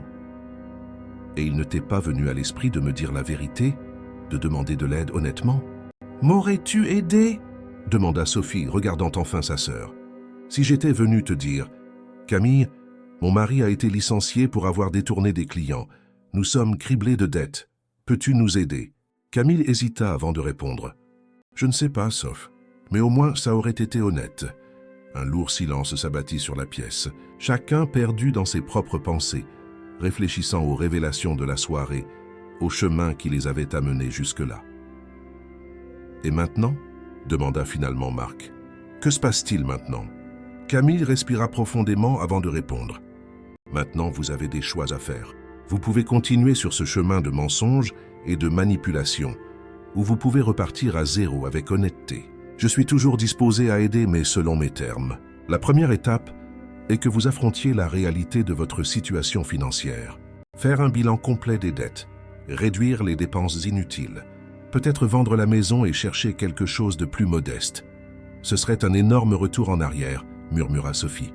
Parfois, il faut faire un pas en arrière pour pouvoir avancer, répondit Camille. Ce n'est pas une honte de recommencer, Sophie. La honte, c'est de ne pas assumer la responsabilité de ses propres erreurs. En parlant, Camille réalisa que ces mots s'appliquaient non seulement à la situation de Sophie et Marc, mais à la dynamique familiale dans son ensemble. Pendant des années, ils avaient maintenu une façade de perfection, cachant les ressentiments, évitant les confrontations, alimentant des comparaisons injustes entre les sœurs. Peut-être était-il temps pour un nouveau départ pour tous. « Je vais réfléchir à ce que tu as dit », dit finalement Sophie. « À propos de l'aide, de recommencer. »« C'est tout ce que je demande », répondit Camille en se levant pour partir. « Que tu réfléchisses, que tu penses à ce qui compte vraiment. » Et quand tu seras prête pour une conversation honnête, je suis là. » En quittant la maison de ses parents ce soir-là, Camille se sentit étrangement légère. Les révélations avaient été douloureuses, mais aussi libératrices. Pour la première fois, les secrets et les mensonges étaient exposés, permettant peut-être aux vieilles blessures de commencer à cicatriser. Ce qu'elle ne savait pas, c'est que cette nuit de révélation n'était que le début d'un voyage de découverte de soi et de réconciliation qui changerait à jamais le cours de sa vie et de celle de sa famille. Les jours qui suivirent, les révélations furent marquées par une profonde réflexion pour Camille. Au travail, elle maintenait son professionnalisme habituel, dirigeant son équipe avec la compétence qui l'avait menée à son poste de directrice. Mais dans les moments de solitude, dans son appartement, elle se permettait de revivre les scènes de la dernière conversation avec sa famille, analysant chaque mot, chaque expression, chaque sentiment. Une semaine s'écoula sans contact direct avec Sophie ou Marc, seuls des échanges occasionnels de messages avec son père, qui semblait déterminé à maintenir le lien fraîchement renforcé. Antoine envoyait de petites nouvelles des neveux, des commentaires sur la météo, des questions sur le travail de Camille, rien de profond, mais suffisamment pour montrer qu'il se souciait d'elle. Le vendredi, en rentrant chez elle après une journée particulièrement épuisante, Camille trouva une enveloppe qui avait été laissée au concierge de l'immeuble. Son nom était écrit dessus, d'une calligraphie qu'elle reconnut immédiatement comme étant celle de Sophie. Intriguée, elle ouvrit l'enveloppe et y trouva une lettre manuscrite, chose étonnamment démodée venant de sa sœur, qui avait toujours préféré la communication numérique. « Camille, je ne sais pas trop par où commencer, peut-être par des excuses, même si je sais que les mots ne suffisent pas à réparer le mal que j'ai causé. Tu avais raison sur tout, sur Marc, sur nos mensonges, sur notre tentative désespérée de résoudre nos problèmes à tes dépens. Il n'y a aucune justification à ce que nous avons fait, même si à l'époque, je m'étais convaincu que c'était la seule issue. Après notre dernière conversation, j'ai passé des jours à réfléchir à tout, à la façon dont notre relation de sœur s'est détériorée au fil des ans, à la façon dont j'ai laissé mes propres peurs et insécurités empoisonner ce qui aurait pu être une véritable amitié entre nous. Je me suis toujours senti vivre dans ton ombre, Camille. Tu étais l'intelligente, la déterminée, l'indépendante, tandis que moi, eh bien j'étais juste la jolie, la sociable, celle qui faisait ce qu'on attendait d'elle. Je me suis marié jeune, j'ai eu des enfants, j'ai suivi le scénario traditionnel que nos parents valorisaient, mais je n'ai jamais senti que c'était suffisant. Quand Marc a perdu son emploi, oui, par sa propre faute, il n'y a pas moyen de le nier, c'est comme si mon château de cartes s'était effondré. Toute la vie que j'avais construite, la belle maison, les vêtements de Marc, les vacances coûteuses, tout n'était qu'une façade, soutenue par des dettes et des apparences. Tu as toujours été authentique, Camille. Tu as construit ta vie sur des bases solides, sans dépendre de personne. Je pense qu'au fond, j'enviais cela. Et quand j'ai vu la chance de prendre quelque chose à toi, quelque chose que tu avais conquis avec tant d'efforts, j'ai laissé mon désespoir et mon envie prendre le dessus sur ma conscience. J'ai profondément honte de ce que nous avons fait. Des mensonges, des manipulations, des mots cruels que je t'ai dit. Rien de tout cela ne reflète qui je veux vraiment être. Nous avons suivi ton conseil, Camille. Nous vendons la maison. Nous avons déjà un acheteur intéressé et le montant sera suffisant pour régler nos dettes les plus urgentes. Nous cherchons un appartement plus petit à louer, quelque chose qui correspond à nos possibilités réelles. C'est un nouveau départ difficile mais nécessaire. Marc cherche du travail honnêtement cette fois, sans raccourci ni subterfuge. Papa nous a aidés, non pas avec de l'argent mais avec des conseils, des orientations. Il a été un roc pour nous dans ce moment difficile. Je n'attends pas que tu me pardonnes immédiatement ou que tu me fasses à nouveau confiance. Je voulais juste que tu saches que tes paroles ont eu un impact, que nous essayons de changer, de repartir à zéro. Si un jour tu es disposé à essayer de reconstruire notre relation de sœur sur de nouvelles bases, plus sincères, sache que je serai là, à attendre. Avec affection, Sophie. Camille lut la lettre 2 fois, ressentant un mélange complexe d'émotions. Il y avait là une sincérité qu'elle avait rarement vue chez Sophie, une vulnérabilité que sa sœur cachait habituellement derrière une façade de confiance et d'affirmation de soi.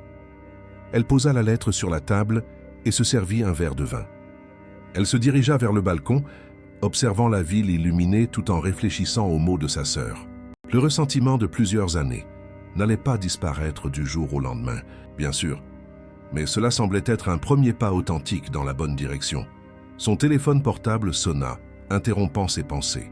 C'était son père. « Salut, papa », répondit-elle, s'appuyant sur la balustrade du balcon. « Camille », la voix d'Antoine semblait prudemment optimiste. « Comment vas-tu ?»« Je vais bien. Je viens de rentrer à la maison, en fait. Grosse journée au travail. »« J'imagine. » Il y eut une petite pause. « Sophie m'a dit qu'elle t'avait laissé une lettre. »« Oui, je viens de la lire. »« Et qu'en as-tu pensé ?» demanda-t-il, ne pouvant cacher son attente. Camille soupira. « Honnêtement, je suis encore en train de digérer. Ça semble sincère, mais... » « Je comprends ton hésitation, » l'interrompit gentiment Antoine. « Après tout ce qui s'est passé, il est normal que tu aies des doutes. Mais si ça peut compter, je crois que ta sœur essaye vraiment de changer. Tu le penses vraiment, papa ? Oui, elle et Marc affrontent la réalité pour la première fois depuis des années. Ce n'est pas facile, mais ils essaient. La vente de la maison est déjà en bonne voie, et ils ont trouvé un appartement à louer près de l'école des enfants. C'est un début, reconnut Camille. Un bon début, souligna Antoine. Et il y a autre chose que j'aimerais te dire. Quoi donc ? Ta mère et moi, nous suivons une thérapie, ensemble. La révélation prit Camille complètement par surprise. Une thérapie, vous deux ? Oui, répondit Antoine avec un léger rire. Surprenant, n'est-ce pas ? C'est l'idée de ta mère, en fait. Après la dernière conversation, quand toutes les vérités ont éclaté, elle a réalisé que notre dynamique familiale n'était pas saine. Que pendant des années, nous avons contribué à la rivalité entre toi et Sophie, en faisant des comparaisons injustes, en vous traitant différemment. Waouh ! Fut tout ce que Camille put dire, vraiment impressionnée. Martine, toujours si résistante à toute forme d'analyse psychologique, suggérant une thérapie. C'était presque incroyable. Nous apprenons beaucoup sur nous-mêmes, sur notre relation avec vous deux, continua Antoine. Nous réalisons les erreurs que nous avons commises, les schémas que nous avons répétés sans nous en rendre compte. C'est vraiment incroyable, papa, dit Camille, sentant une vague d'émotion inattendue. Je suis heureuse pour vous. Nous le faisons pour nous, mais aussi pour vous, Camille. Nous voulons être de meilleurs parents, de meilleurs grands-parents. Il est tard pour changer le passé, mais il est encore temps de construire un avenir différent. Camille sentit des larmes se former dans ses yeux. C'était comme si une porte qui avait été verrouillée pendant des années commençait enfin à s'ouvrir, laissant entrer un rayon d'espoir. « Et il y a encore une chose, » ajouta Antoine, hésitant. « Ta mère aimerait te parler, personnellement. Quand tu te sentiras prête, bien sûr. » Camille respira profondément. L'idée d'une conversation en tête-à-tête avec Martine la rendait nerveuse. Sa relation avec sa mère avait toujours été la plus compliquée, marquée par des attentes non verbalisées et des déceptions mutuelles. « Je vais y réfléchir, papa, » répondit-elle finalement. « Je ne peux rien promettre maintenant, mais je vais y penser. C'est tout ce que nous demandons, ma fille. Que tu y penses ?» Après avoir raccroché, Camille resta longtemps sur le balcon, contemplant les lumières de la ville pendant que son esprit traitait toutes ces informations. Sa famille changeait, évoluait. Serait-il possible qu'après tant d'années de blessures accumulées, ils s'orientent enfin vers une relation plus saine? Le week-end se déroula tranquillement. Camille se consacra aux petits plaisirs qu'elle négligeait habituellement. Elle regarda des films qu'elle voulait voir depuis longtemps, prépara des recettes élaborées juste pour elle-même, reprit la lecture d'un livre qu'elle avait abandonné par manque de temps. C'était comme si elle redécouvrait le plaisir de sa propre compagnie, sans l'ombre constante de la désapprobation familiale. Lundi, elle reçut un message de Marc. Il était bref, direct. « J'ai obtenu un entretien pour demain. Un poste de commercial junior. Rien de comparable à ce que j'avais avant, mais c'est un nouveau départ honnête. Merci pour tes paroles ce soir-là. Elles ont fait la différence. » Camille sourit légèrement en lisant. Elle répondit par un simple « bonne chance », mais ressentit une satisfaction sincère en sachant que ses paroles avaient eu un certain impact. Mercredi, après une journée particulièrement productive au travail, Camille décida qu'elle était prête à franchir l'étape suivante. Elle appela sa mère et organisa un café pour le samedi suivant, dans un lieu neutre, un café du 15e arrondissement, près de son appartement. Le jour de la rencontre venue, Camille s'habilla avec soin, choisissant une tenue qui lui donnait confiance en elle, sans être intimidante. Elle arriva quelques minutes avant l'heure convenue et choisit une table discrète, au fond de l'établissement. Martine apparut ponctuellement, l'air légèrement nerveuse, une expression rare chez quelqu'un qui s'était toujours efforcé de garder son sang-froid en toute situation. Elle portait un ensemble simple mais élégant et tenait un petit sac à main. « Camille », la salua-t-elle en s'approchant de la table. Il y avait de l'hésitation dans son regard, comme si elle ne savait pas si elle devait serrer sa fille dans ses bras ou garder ses distances. « Maman », répondit Camille, en se levant pour l'accueillir. Elle opta pour une brève étreinte, formelle mais pas froide. Elles s'assirent et passèrent commande. Un cappuccino pour Camille, une camomille pour Martine. Un silence inconfortable plana entre elles jusqu'à ce que les boissons arrivent. « Ton père m'a dit que tu avais lu la lettre de Sophie. » Commença Martine, tenant sa tasse de thé comme si c'était une encre. « Oui, je l'ai lu, » confirma Camille. « C'était étonnamment sincère. » Martine acquiesça. « Ta sœur est en train de changer, Camille. Nous tous, en fait. » « Papa m'a parlé de la thérapie, » commenta Camille, observant attentivement la réaction de sa mère. « Ah oui, » Martine rougit légèrement. « Je n'aurais jamais pensé qu'à 62 ans, je serais assise en face d'un thérapeute, à parler de mes sentiments. Mais ça a été éclairant. J'imagine, dit Camille, sincèrement curieuse. Qu'as-tu appris? Martine prit une gorgée de son thé avant de répondre. Beaucoup de choses. Sur moi-même, principalement. Sur la façon dont j'ai été élevée pour valoriser certains types de réussite. Le mariage, les enfants, une belle maison. Et comment j'ai projeté ces attentes sur toi et Sophie. Camille acquiesça, se souvenant de toutes les fois où elle avait senti le poids de ses attentes non verbalisées. J'ai réalisé, continua Martine, que j'ai toujours eu du mal à comprendre tes choix, Camille. Ton indépendance, ta concentration sur ta carrière, non pas parce que c'était de mauvais choix, mais parce qu'ils étaient différents des miens, de ceux qu'on m'avait appris à valoriser. Je n'ai jamais eu l'impression que tu approuvais mon style de vie, commenta Camille, essayant de garder un ton neutre, sans accusation, parce que je ne comprenais pas, admit Martine. Et ce que nous ne comprenons pas, nous le craignons souvent. Je craignais que tu ne choisisses un chemin de solitude, alors qu'en fait tu choisissais la liberté, l'autodétermination. Camille sentit une boule dans sa gorge. Entendre sa mère verbaliser ses perceptions était plus émouvant qu'elle ne l'avait prévu. Et avec Sophie, poursuivit Martine, j'ai commis l'erreur inverse. J'approuvais ses choix plus traditionnels, mais en même temps, je la comparais constamment à toi en termes de détermination, de force de caractère. Ce n'était jamais juste pour aucune de vous deux. Je pense que cela a beaucoup contribué à la rivalité entre nous, observa Camille. Sans aucun doute, acquiesça Martine. Et c'est l'une des choses que je regrette le plus. En tant que mère, j'aurais dû célébrer la singularité de chacune, au lieu d'utiliser l'une comme référence pour l'autre. Camille prit une gorgée de son cappuccino, absorbant les paroles de sa mère. Il y avait là une sincérité, une autocritique qu'elle n'avait jamais vue chez Martine auparavant. Quand toute cette situation avec l'appartement a commencé, continua Martine, j'aurais dû réaliser à quel point c'était injuste. J'aurais dû te défendre. Défendre ton droit à ta propriété, ton indépendance. Au lieu de cela, je me suis laissé emporter par l'inquiétude pour Sophie, pour les petits-enfants. Tu as toujours eu une relation plus proche avec Sophie, commenta Camille, en ne parvenant pas à cacher complètement l'amertume dans sa voix. Plus facile, peut-être. Pas nécessairement plus proche, corrigea Martine. Sophie a toujours été plus ouverte, plus démonstrative. Toi, depuis toute petite, tu étais plus réservée, plus contenue. Comme ton père, et je n'ai jamais appris à traverser cette réserve, à t'atteindre. Camille acquiesça, reconnaissant la vérité dans ses mots. J'ai toujours senti que je devais faire mes preuves auprès de toi, maman, que ce n'était jamais assez. Martine tendit la main sur la table, touchant légèrement celle de Camille, un rare geste d'affection physique entre elles. Et j'ai toujours été si fier de toi, ma fille. De ton intelligence, de ta force, de ta capacité à rester fidèle à toi-même, malgré toutes les pressions. Je ne savais juste pas comment l'exprimer. Une larme coula sur la joue de Camille, la prenant par surprise. Elle l'essuya rapidement, se sentant vulnérable d'une manière à laquelle elle n'était pas habituée.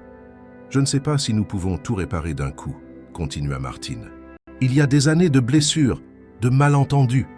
Mais j'aimerais essayer, Camille, construire une relation différente avec toi, basée sur le respect mutuel, sur une acceptation sincère.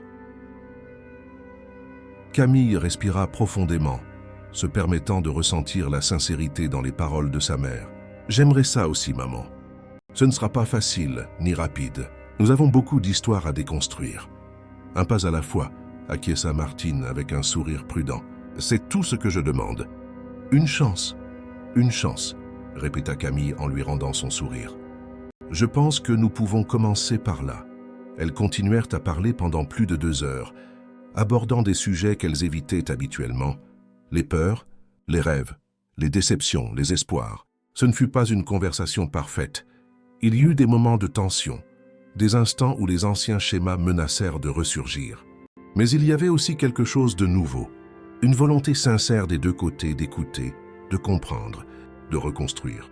Quand elles se séparèrent enfin, l'étreinte qu'elles échangèrent fut plus longue, plus chaleureuse que celle du début. Camille sentit que quelque chose de fondamental avait changé entre elles.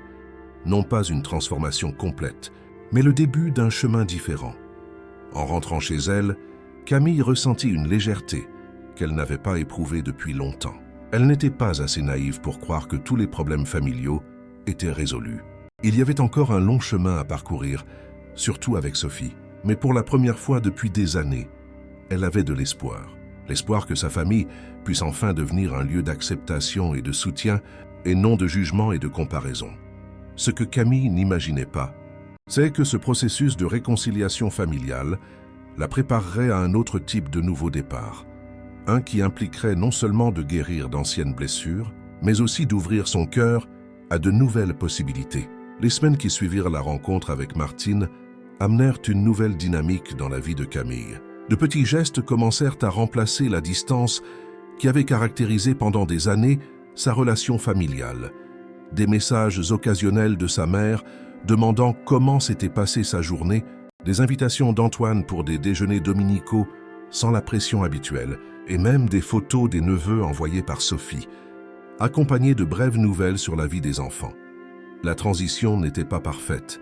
Il y avait encore des moments de tension, des instants où d'anciens schémas de communication tentaient de ressurgir. Mais pour la première fois depuis des années, Camille sentait qu'il y avait un effort sincère de la part de tous pour changer, pour construire quelque chose de différent. Au travail, le projet de traçabilité de la flotte avait été mis en œuvre avec succès, valant à Camille les félicitations de la direction et même une promesse de promotion pour l'année suivante. Sa carrière, qui avait toujours été son refuge, continuait de s'épanouir. Un vendredi d'octobre, alors qu'elle organisait quelques rapports sur son bureau, Camille reçut une notification sur son téléphone. C'était un message d'Hélène, une amie d'école avec qui elle gardait un contact sporadique, principalement via les réseaux sociaux. « Camille, ça fait longtemps. On organise une rencontre des anciens du lycée samedi prochain, dans un bar à Saint-Germain. Rien de très formel, juste pour se revoir. Tu viens. Beaucoup de gens ont déjà confirmé leur présence. » Camille hésita. Les réunions d'anciens élèves n'étaient pas exactement son type de programme préféré. Bien qu'elle ait de bons souvenirs du lycée, elle n'avait jamais fait partie du groupe le plus populaire, préférant la compagnie de quelques amis proches aux grands cercles sociaux. « Je ne sais pas, Hélène, répondit-elle. J'ai quelques engagements samedi. » La réponse d'Hélène arriva presque immédiatement. « Ah, Camille, n'invente pas d'excuses. Ça va être sympa. Gabriel Martin a aussi confirmé sa présence. Tu te souviens de lui? Vous étiez inséparables en terminale. » Gabriel Martin. Le nom provoqua une vague inattendue de nostalgie chez Camille. Bien sûr qu'elle se souvenait de lui. Le garçon au sourire facile et aux yeux intelligents qui avait été son meilleur ami pendant le lycée. Il partageait l'amour des livres, des discussions philosophiques, des films de réalisateurs obscurs que personne d'autre dans la classe n'appréciait. Après le bac, ils avaient suivi des chemins différents. Gabriel était parti étudier en Europe. Camille était restée à Paris. Ils avaient gardé le contact pendant un certain temps, échangeant des emails sporadiques jusqu'à ce que la distance et les nouvelles vies rendent la communication de plus en plus rare avant de cesser complètement. « Il est revenu de l'étranger ?» demanda Camille, surprise. « Oui, il y a quelques mois. Il vit de nouveau à Paris. Je pensais que tu le savais. »« Non, je ne savais pas, » répondit Camille, ressentant une curiosité qu'elle n'avait pas éprouvée depuis longtemps. « Il va bien ?» D'après ce que j'ai vu à la rencontre du mois dernier, oui. Il a l'air heureux, épanoui. Il travaille dans la photographie documentaire, quelque chose comme ça. Tu devrais venir, Camille. Je suis sûr qu'il serait heureux de te voir. Camille regarda son agenda sur son bureau. Le samedi était, en effet, libre. Elle avait juste prévu de rattraper quelques lectures, peut-être de regarder un film, le genre de programme solitaire qu'elle appréciait tant.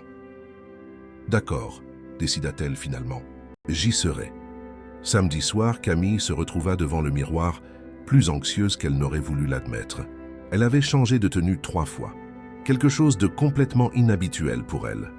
Elle opta finalement pour une robe vert émeraude simple, mais élégante, avec un collier délicat en argent et des boucles d'oreilles assorties. En arrivant au bar de Saint-Germain, un endroit décontracté à l'éclairage tamisé et à la musique d'ambiance, Camille sentit une boule dans le ventre qui ne correspondait pas à son assurance habituelle. Elle aperçut le groupe d'anciens camarades dans un espace réservé au fond de l'établissement. Hélène l'accueillit avec une étreinte enthousiaste. « Camille, quel plaisir que tu sois venue. Viens, laisse-moi te présenter à tout le monde. Bien que tu connaisses la plupart, bien sûr. » Les premiers moments furent faits de reconnaissance, d'étreintes et de mises à jour rapides sur des vies qui avaient suivi des chemins si divers après le lycée. Camille fut surprise de la facilité avec laquelle elle s'intégra aux conversations, riant de souvenirs partagés, s'impressionnant sincèrement des trajectoires d'anciens camarades. Ce fut au moment où elle se servait un verre de vin qu'elle entendit une voix familière derrière elle. Est-ce que le goût pour la littérature russe est resté le même? Ou a-t-il évolué vers quelque chose de plus contemporain? Camille se retourna, un sourire involontaire se formant sur ses lèvres. « Dostoïevski est toujours mon préféré, si c'est ce que tu veux savoir. » Gabriel sourit, ce sourire dont elle se souvenait si bien, sincère, chaleureux, avec une pointe d'amusement dans les yeux bruns. Il était différent, bien sûr. Les cheveux autrefois rebelles étaient maintenant plus courts, bien coupés, avec quelques fils gris aux tempes qui, étonnamment, lui allèrent bien. Il était plus mince, plus mature. Mais l'essence, cette énergie vibrante, cette curiosité intellectuelle qui l'avait toujours caractérisé, restait intacte. « Camille Moreau, dit-il, comme s'il savourait les syllabes de son nom. 15 ans plus tard et tu arrives, toujours à me laisser sans voix. Je pensais que c'était moi qui étais toujours à court d'arguments dans nos discussions littéraires, rétorqua-t-elle, se sentant étrangement à l'aise, comme si les années de séparation n'avaient été que quelques jours, seulement parce que je parlais plus vite, pas parce que... J'avais raison, répondit Gabriel en riant. Je peux? Demanda-t-il en indiquant la place vide à côté d'elle. Bien sûr.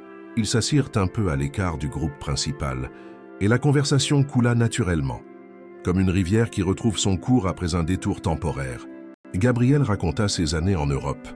Il avait étudié la photographie à Paris, ironiquement, travaillé comme photojournaliste dans différents pays, couvert des conflits, documenté des beautés naturelles, capturé l'essence humaine dans ses moments les plus vulnérables, mais aussi les plus sublimes.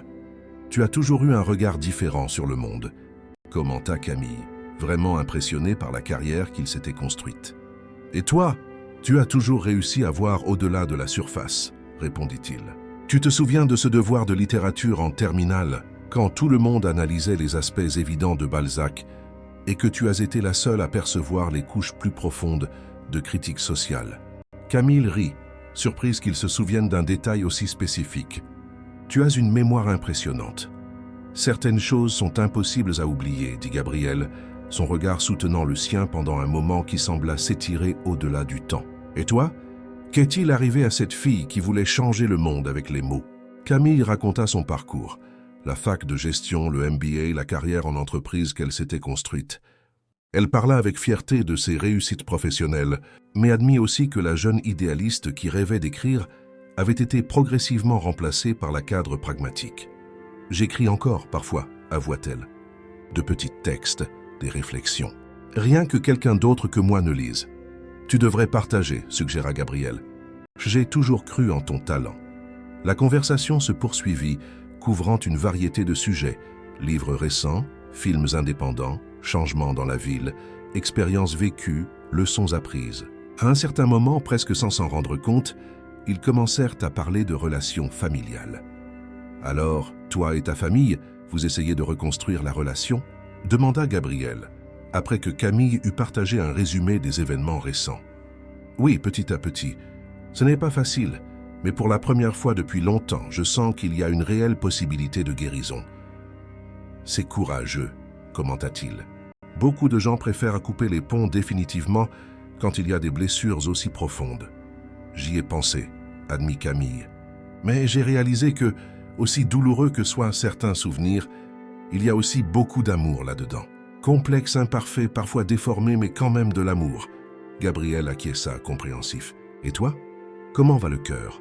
Quelqu'un de spécial dans ta vie? Camille sourit en secouant la tête. Pas dernièrement. Le travail occupe la plupart de mon temps. Et je n'ai jamais été très doué pour les relations, pour être honnête. Difficile à croire, répondit Gabriel. Tu as toujours été la personne la plus intéressante que j'ai connue. Camille sentit son visage chauffer légèrement. Et toi? Marié, engagé? Divorcé, en fait, répondit-il sans aucune amertume dans la voix. J'ai épousé une photographe française. Nous avons vécu ensemble pendant 5 ans. C'était bien temps que ça a duré.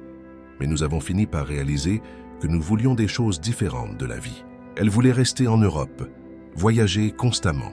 Moi, le Brésil commençait à me manquer de plus en plus mes racines. Note, adaptation de l'intrigue, il est revenu à Paris, pas au Brésil. Et c'est pour ça que tu es revenu? En partie. J'ai aussi reçu une proposition pour donner des cours de photographie à l'université, Paris 8, ce que j'ai toujours voulu faire. Transmettre ce que j'ai appris, inspirer de nouveaux talents. La nuit avança et progressivement les autres camarades commencèrent à prendre congé. Hélène, en partant, lança un regard significatif à Camille, mêlant approbation et amusement en la voyant toujours absorbée dans sa conversation avec Gabriel. Quand ils s'en rendirent compte, ils étaient les derniers du groupe encore au bar. « Je crois que j'ai monopolisé ta soirée », commenta Gabriel en regardant l'heure.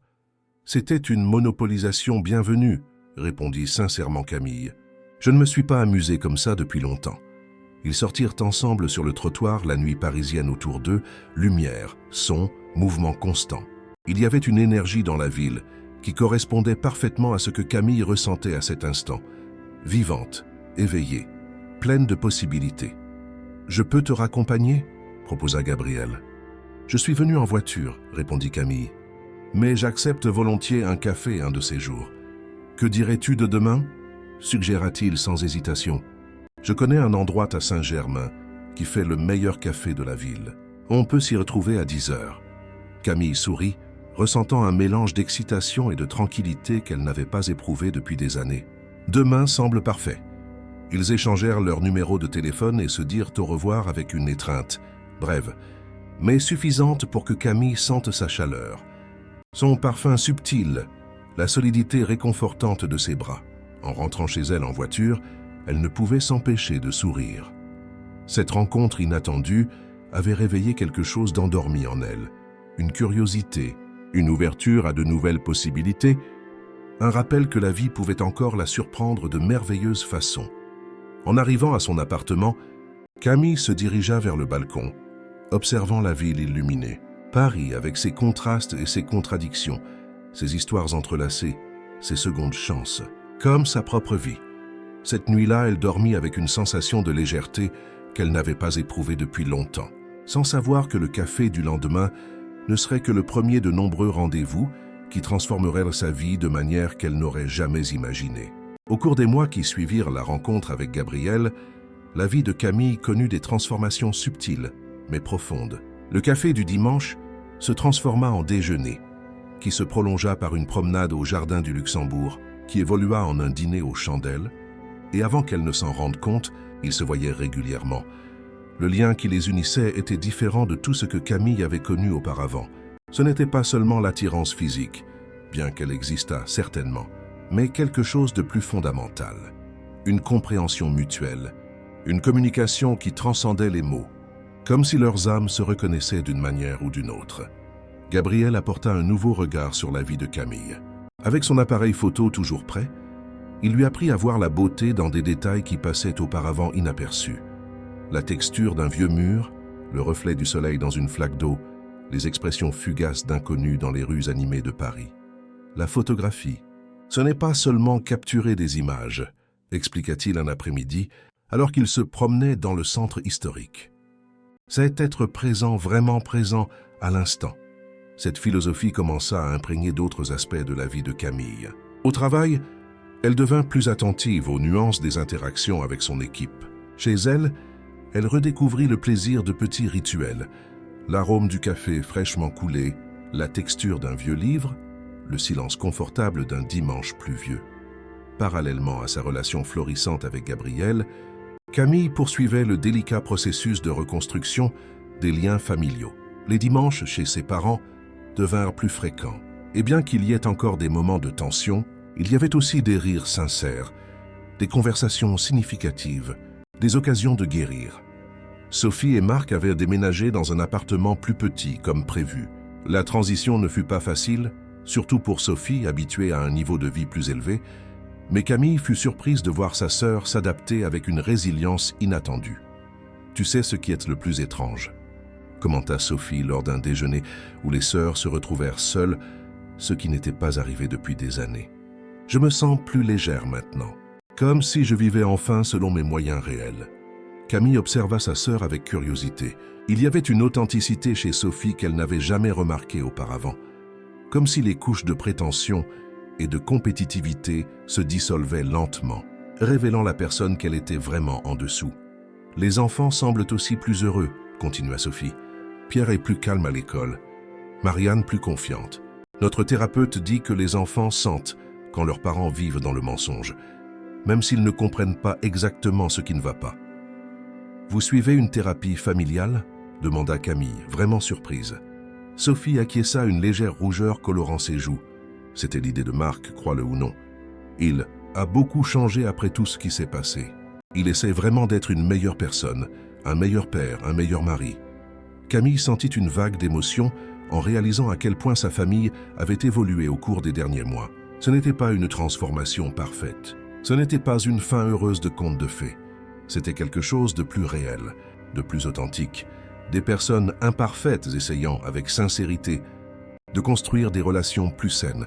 « Et toi et Gabriel ?» demanda Sophie, changeant de sujet. « Maman n'arrête pas de dire à quel point vous semblez heureux ensemble. » Camille ne put s'empêcher de sourire. « Nous allons bien. C'est différent de tout ce que j'ai vécu auparavant, qui me comprend d'une manière que personne n'a jamais comprise. Vous avez pensé à emménager ensemble ?» demanda Sophie avec une curiosité sincère, sans le ton de jugement auquel Camille se serait attendue par le passé. « Nous en avons parlé, » admit Camille. « Mais il n'y a pas d'urgence.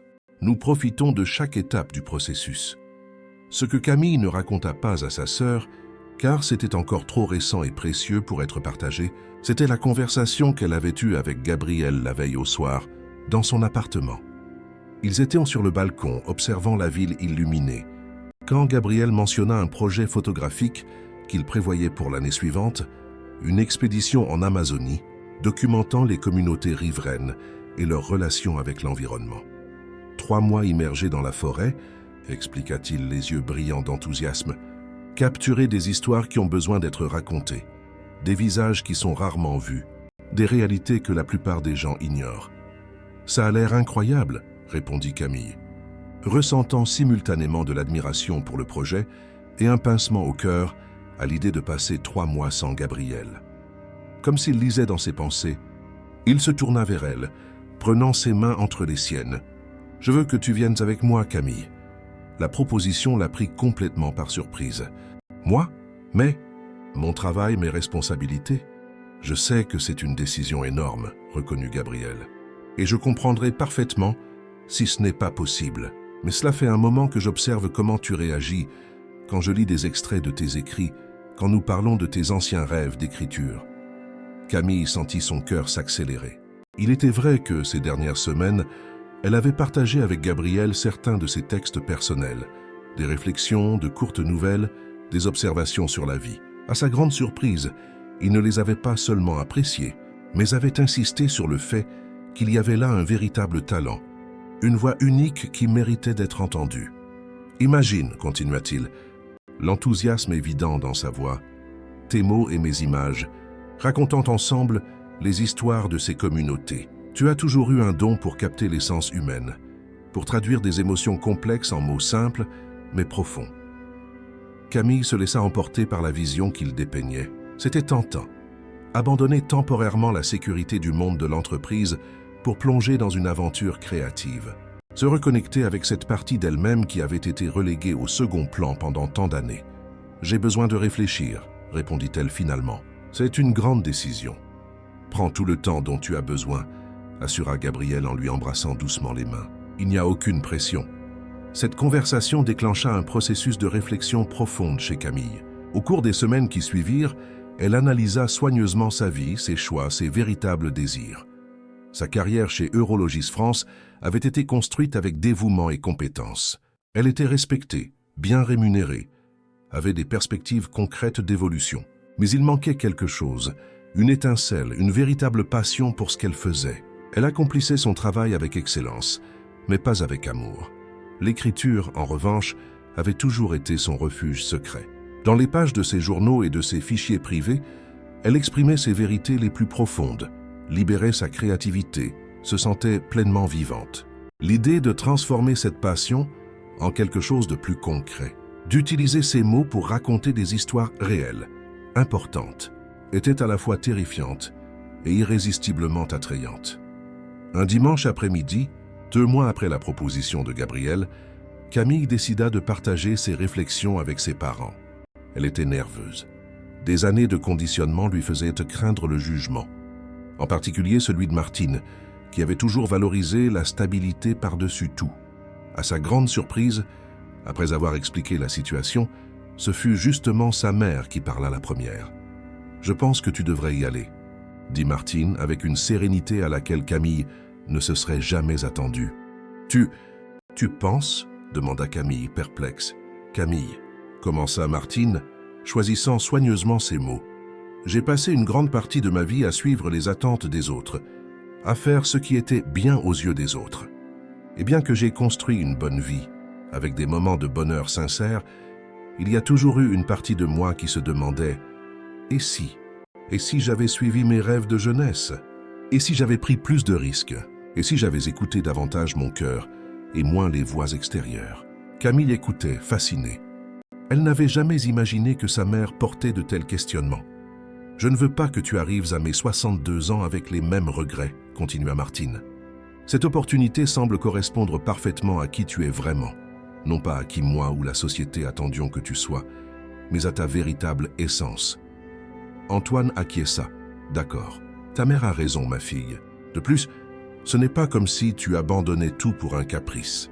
C'est un projet professionnel sérieux, avec un but noble, aux côtés de quelqu'un qui t'apprécie clairement pour qui tu es. » Cette conversation fut un tournant pour Camille. Dans les semaines qui suivirent, elle organisa sa vie pour rendre possible sa participation au projet. Elle négocia un congé sans solde de 6 mois avec Eurologis, un temps suffisant pour l'expédition et pour traiter le matériel collecté par la suite. Elle loua son appartement à un couple d'amis, générant un revenu qui aiderait à financer le voyage. Elle fit des recherches approfondies sur les régions qu'ils visiteraient, établissant des contacts préalables avec des ONG locales et des leaders communautaires. À chaque étape de la planification, elle ressentait une certitude croissante qu'elle suivait enfin un chemin qui lui était propre, non pas défini par des attentes familiales, des pressions sociales ou des conditionnements passés, mais par ses propres désirs et valeurs les plus profonds. La semaine précédant le départ, Camille organisa un dîner dans son appartement, réunissant les personnes qui avaient été importantes dans son parcours récent. Gabriel, ses parents, Sophie et Marc avec les enfants, et même Hélène, l'amie qui avait involontairement reconnecté Camille et Gabriel. Ce fut une soirée de célébration, non seulement de la nouvelle aventure qui approchait, mais aussi des transformations que tous avaient vécues au cours des derniers mois. Il y avait là une sensation palpable de renouveau, de cycle qui se fermait pour que d'autres puissent commencer. Après le dîner, alors que tout le monde discutait joyeusement dans le salon, Camille s'éclipsa quelques instants sur le balcon. Elle observa la ville, qui avait toujours été son foyer, ressentant un mélange de nostalgie anticipée et d'excitation pour l'inconnu qui l'attendait. Gabriel la trouva là, la rejoignant silencieusement dans sa contemplation du paysage urbain. « Des doutes ?» demanda-t-il doucement, remarquant son expression pensive. Camille sourit en secouant la tête. « Non, juste de la gratitude. pour tout ce que j'ai vécu ici, pour toutes les leçons, même les plus difficiles, et pour toutes les personnes qui m'ont aidé à arriver là où je suis maintenant. » Gabriel acquiesça, compréhensif. « Sais-tu ce que j'aime le plus chez toi? Ta capacité à intégrer toutes les parties de ton histoire, même les plus douloureuses, en quelque chose de cohérent et de significatif. » Camille se tourna vers lui, ressentant une vague d'émotion en reconnaissant la vérité dans ses paroles. « C'est parce que j'ai enfin compris que nous n'avons pas besoin de rejeter notre passé pour construire un avenir différent. Nous pouvons apprendre, grandir, transformer sans nier nos racines. » Gabriel sourit, lui touchant doucement le visage. « Prête pour cette nouvelle aventure? »« Plus que jamais, » répondit Camille, avec une certitude tranquille qui venait du plus profond de son être. À cet instant, avec la ville qu'elle aimait tant comme témoin et les personnes les plus importantes de sa vie réunies à quelques pas de là, Camille sut qu'elle avait atteint un point d'équilibre rare et précieux. Un lieu où le passé ne l'emprisonnait pas, où le présent était vécu avec plénitude et où l'avenir s'ouvrait sur un horizon de possibilités.